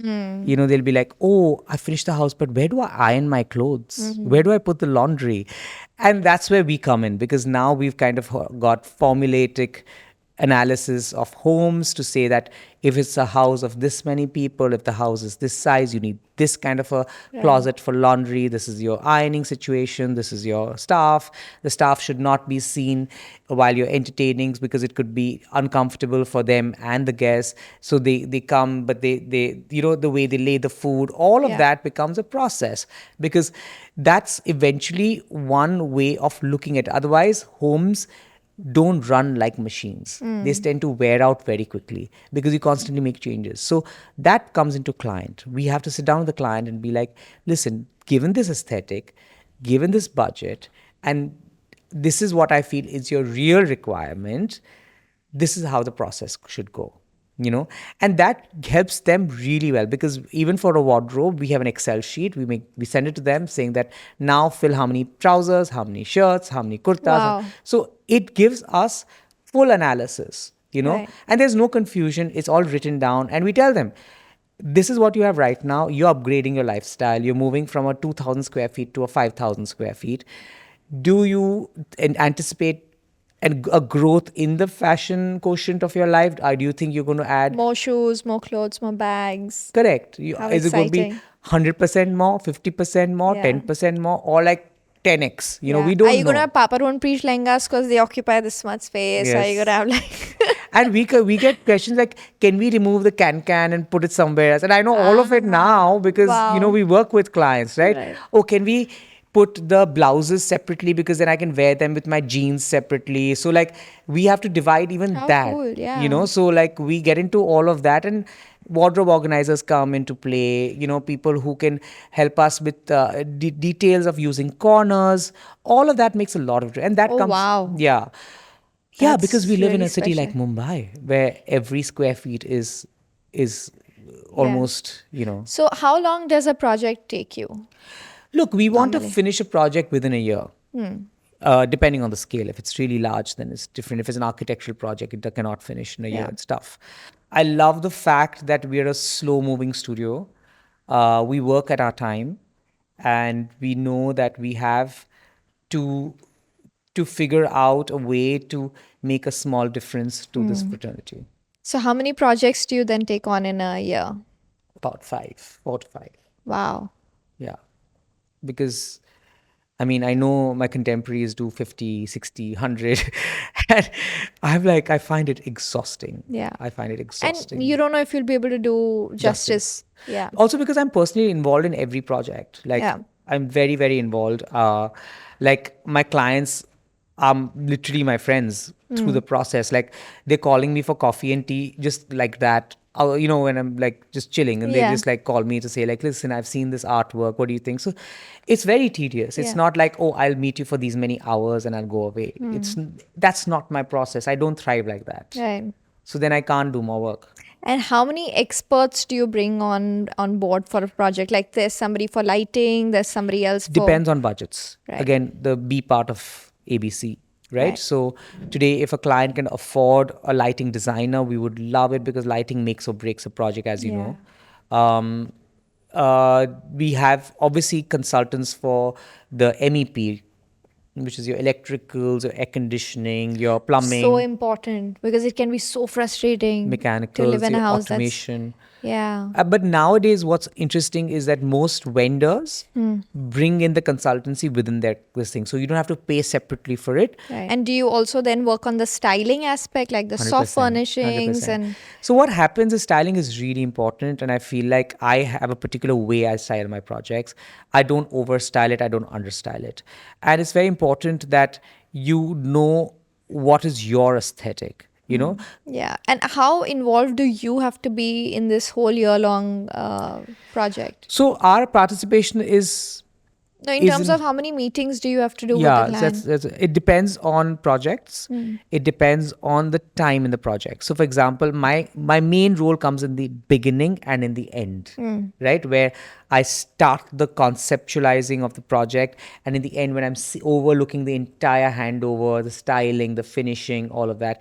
In between is when my back and forth with the clients is slightly lesser, but we have to keep on going to site to make sure that the quality of the work is good. Yeah. The what I've designed, especially if it's an unusual ceiling or a pattern, it's correct so that we don't have to rework and waste money and time on it. What is your favorite room or aspect in Powder rooms, designing the powder room? staircases.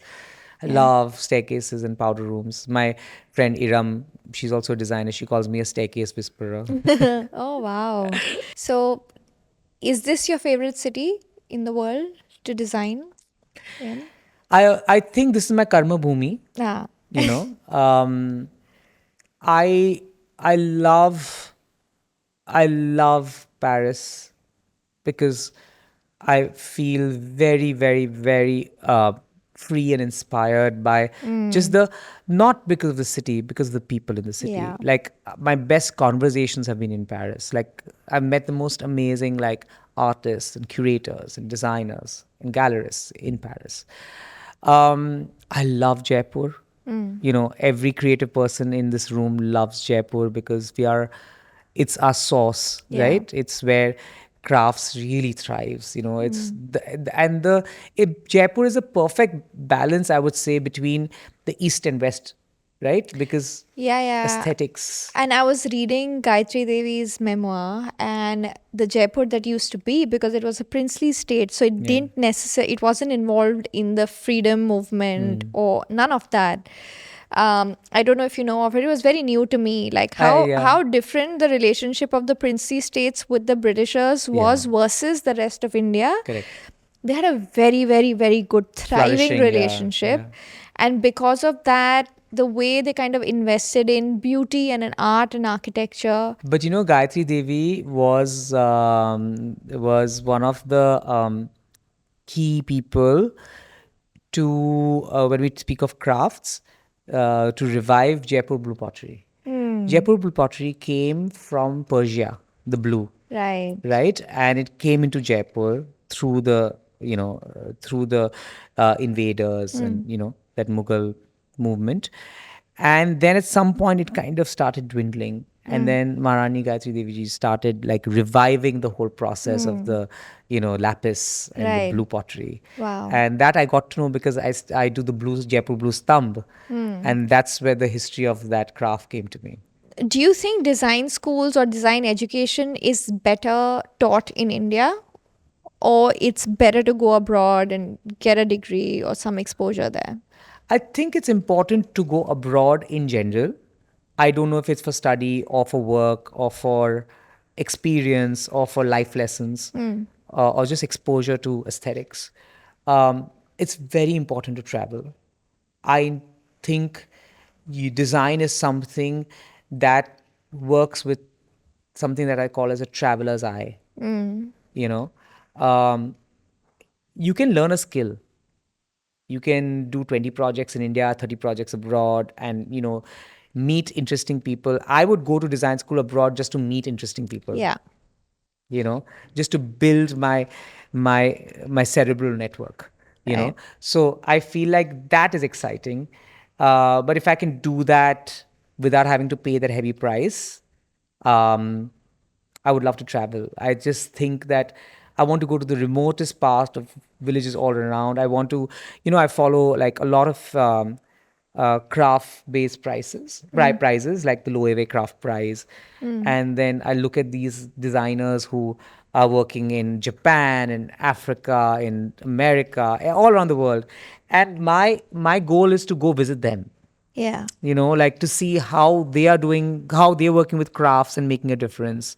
It just opens up like parts of your brain, like ting, there's a light that goes on when you meet such people. Yeah, and what am I doing like right or wrong, right? Yeah. Like it's also perspective because, Shubhika, there is no one I can speak to in right now for me to say that is this path correct, right? So because there are not many studios and ateliers on crafts, Yeah. especially for home.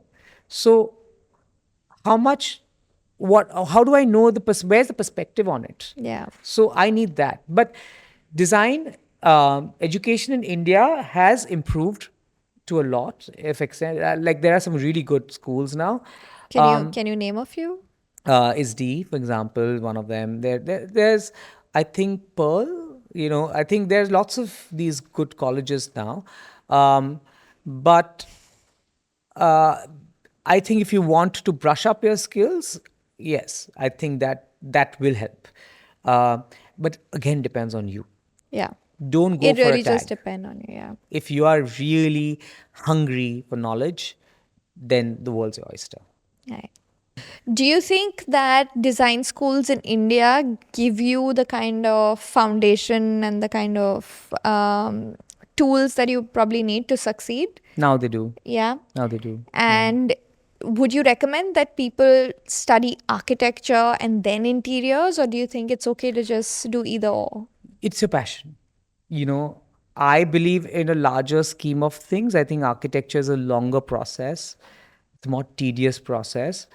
And if you're not going to get dissuaded by it, please go ahead and do architecture. But it'll give you a bigger spectrum in the world of design. Your knowledge and history of design will be much stronger compared to interiors, right? Because it's a 5-year process. It's more science-based. It's all history-based, Yeah. A lot of it comes through it. Interiors, if you're solely looking to be an interior designer, then maybe do interiors. And if you want to quickly get into the profession, for multiple reasons, then interiors is great.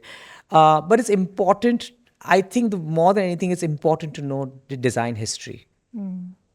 Very important to know history of design. Like for every creative profession, I mean, I even now read about like jewelry history, fashion. I love reading about general design, art history. I've been a collector for more than 25 years now. Not only do I collect, but I also recommend art for projects. And that's a big part of my projects because you always see art in my work. Yeah. And we collaborate a lot. But that comes to me from my knowledge of history of art. Right. So it's very important to study continuously. And so when you say that does India have the education skill set for it? Yes, it does, but it's upon you, Always, yeah. and how much you want to study. And I don't think I will ever stop studying, Okay, there was these terms that really intrigued me in your article, which was one was tribal geometry Yeah. and cosmic geometry. Yeah. I want you to talk about that. Well, cosmic geometry, I kind of I stumbled upon because I was doing this collaboration with Jaipur Rugs. And my idea, when Jaipur Rugs called me, I was like, it has to have something to do with Jaipur. And everybody had done the Jaipur like aesthetic, and then, there was all of it. And I was like, there has to be something very minimal about Jaipur also. Then I started going around and I landed up in Jantar Mantar. And it blew my mind. And I'd been there as a child. It's a different thing. And then you study a bit about it in college, but then when you actually are looking for inspiration and you stumble upon something exciting, that's when it happened for me. And that's when I started going into this whole idea of cosmos. Then I realized that India has one of the most ancient knowledges of cosmic architecture. And look at the sequences of events. I left that place and I went for lunch or dinner, I'm not sure, lunch, I think, to Rambagh. On the way to the veranda, I was walking through and I turned left and then you have to turn right. And on my left is a small bookshop, this tiniest bookshop I've seen. And my eye hits on a book called Cosmic Geometry. Wow. Cosmic Architecture of India. I always believe books reach you exactly when you need them to reach you. What are the chances? Yeah. Cosmic Architecture of India, there's a book on it. That's crazy. I On wouldn't Jaipur. think that subject exists. I literally buy it. And that's and I just sketched and sketched and sketched. But this was 2019, right? COVID. Pandemic hit. And through pandemic, I read that book again and again and again. And I kept on drawing. And then I did watercolors. and those watercolors were turned into the carpets. Wow. So this is my history of my journey of cosmic architecture of India. Right. So, how important do you think is it to create a personal brand in today's age? I think it's very important because I feel like today that's the new currency. I think your social media footprint suddenly is your new being. Yeah. And we all have two lives. Yeah. And we have to live that. We have to tread We that have path. two lives. Yeah. Yeah, Wonderfully we have said. to. And there are days where I'm like, I don't care. I don't want to do this. And then there are days like, I better buck up my skills. Yeah. We all go through that. Yeah. It's part of our process. And but I'm quite discerning. I have reached a space in my life where I feel like I'll put out things when I want to talk. And otherwise, like we'll keep on putting things, but I'm not putting my personal life out there on a daily Right. basis. That's yeah, I've not not seen me. you do that. That's not me. And I also like the mysticity that I have, right? So the tagline for hashtag preach is once upon a disruption. So this is a question we ask all our guests. Okay. Every industry needs a disruption. What disruption do you think your industry needs? I think we should go with plagiarism. It needs more stricter rules on Right. things like that, maybe. 100%. Because it deters so many artists from producing great work, from putting it out on Instagram, which can actually help their work reach so many people. But where you just have to think 100 times. Should I put it Sometimes up? we are so afraid of not putting things out. 100%. Yeah. Okay. What makes you feel the most comfortable in your skin? Honesty. I just feel like if I can be really honest and not have to like, Manage. yeah, or even white lie, like, it's really tough, but you have to. Yeah. But, and just acceptance, no? Like, just like, be it age, be it relationships, be it anything, you have to accept it. Like, What is your relationship with age? it's what it is. It's going to be an upward journey, you know. In terms of work, do you feel like, when I was younger, I was taking more risks and, I missed that? No, I'm not like that. I don't think like that. I feel every decade of my life, I have made an effort to grow. You know, I don't see, I'm not someone who will look back at life and be sour ever, at least for now. Our journeys have been tough because we are first generation designers. Yeah. But I would not want it anywhere else. Yeah. I think if I had to be reborn, I want to be reborn as a designer. Wow. Okay. So now we're moving to a rapid fire. Ooh. I know you are a long form person. I can never do this. Yeah. So let's see if you do it. Your favorite travel destination? London. Really? Yeah, I find it fun. Over Paris? Yeah, but Paris is inspirational. London's a holiday. Yeah. And I love a holiday. Yeah. Your biggest source of inspiration? India. Your favorite pastime? Oh, my favorite pastime is YouTube, sadly. Wow. Okay. London, New York, or Mumbai? London. Wow. Okay. Your favorite cuisine? Khichdi. 3 museums, galleries that art lovers must visit. Oh. I would definitely say the MoMA. Anywhere in the world. Tate. I love the V&A. It's so different, Yeah, right? it's so different. Yeah. Yeah. Okay. French architecture, Italian architecture, or Indian architecture? Architecture. Architecture. Wow. Okay. A piece of art that you consider your prized possession? The Raza poetry. Wow. Your favorite contemporary? In design? In design. Are you keeping it an open bracket? Yeah. Somebody's work you admire, get I inspired love by. Rick Owens. Oh, he's not my guy, he's senior, but I love Rick Owens. Okay. Actually, Michelle Army. Okay, good. Both will work. What's your guilty pleasure? Ooh, Korean KTV, Oh, K so series. I love sweet, K Ashish. series. Like I love them, Okay.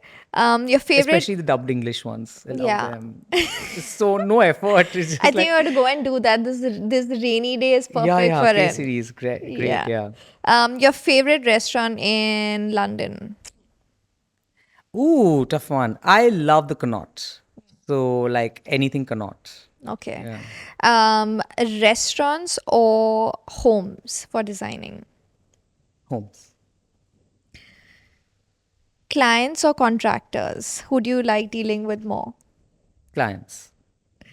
Your Who likes most. dealing with contractors? Come on, like come Are on. you as poised when dealing with contractors? Yeah, yeah. Your most favorite project till date? I really enjoyed working on, projects. I won't pick homes because homes are so personally driven by people. I did do some really interesting homes, but I really enjoyed the process of raw mango, lamil. These were really exciting because I learned so much through the process with the people who I worked Right. with. Right. Okay. Your dream collaboration? Rick Owens? Ooh, yeah. I would love to. I was very excited when Vincent Van Dyson did this collaboration with Zara Home. And I was like, I want to do a Zara Home collaboration. Okay, Like, cool. because So I think Zara I'll, Home. yeah, because see, the thing with Rick Owens is that it'll be more him than me because I am so in awe of his work, right? Right. Zara Home is when I'll be able to bring Indian aesthetic to a global platform in a Ah, very minimal way. that is such logical thinking. Yeah. Yeah. So you're more logical than emotional. Fine. No, I'm more emotional, logical. Okay. Um, a project that you would have loved to work on, Ooh, lots of them. but recently, Lots like of just them. off the top of your head. I think any kind of cool hotel that I see, I'm internally dying to do a hotel or a In resort. Jaipur? Anywhere. Like I'm just wanting to do like when I see a good hotel, I'm like, damn, I want to do a hotel. Like because I know that I can bring a world to a space. I know that you said you would always choose to be a designer, but if you could pick an alternate career, what would it be? Travel journalist. Fine. Yeah. Which is your favorite collaboration or project till date? Collaboration project. That I can pick for sure. I enjoyed um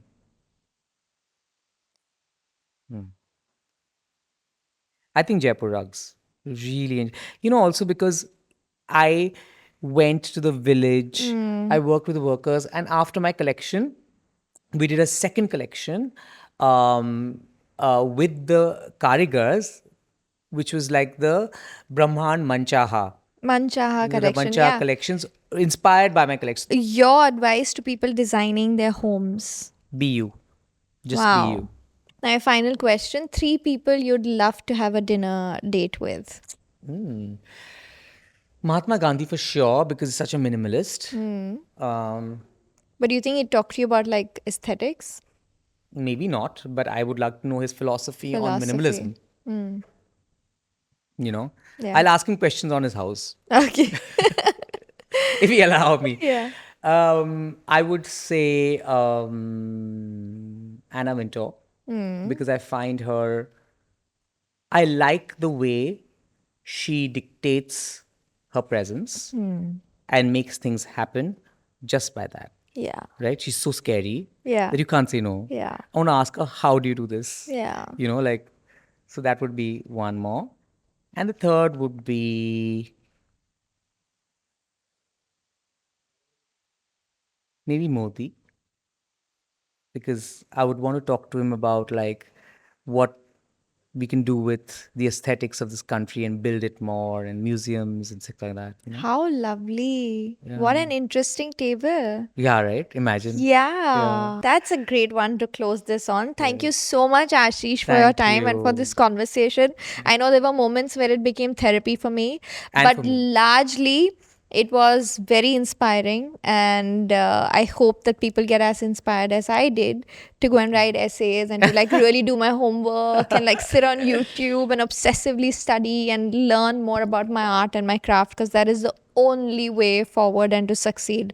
And I love that you brought that lens into it, and there was nothing jaded about so many years of doing a business, because we know that it is very easy to get jaded when you're doing your business. It is very, very easy to feel like, is it even worth it, when you look at your bank balance at the end of it, when you have to pay the salaries and rents. So, but you brought such a passionate and such a, I think, colorful, minimalist approach to just life in general. So thank you for that. Thank you. And it's been, I feel I have like spoken my heart out so much after a long time. Yeah. Thank you for that. Good. Yeah.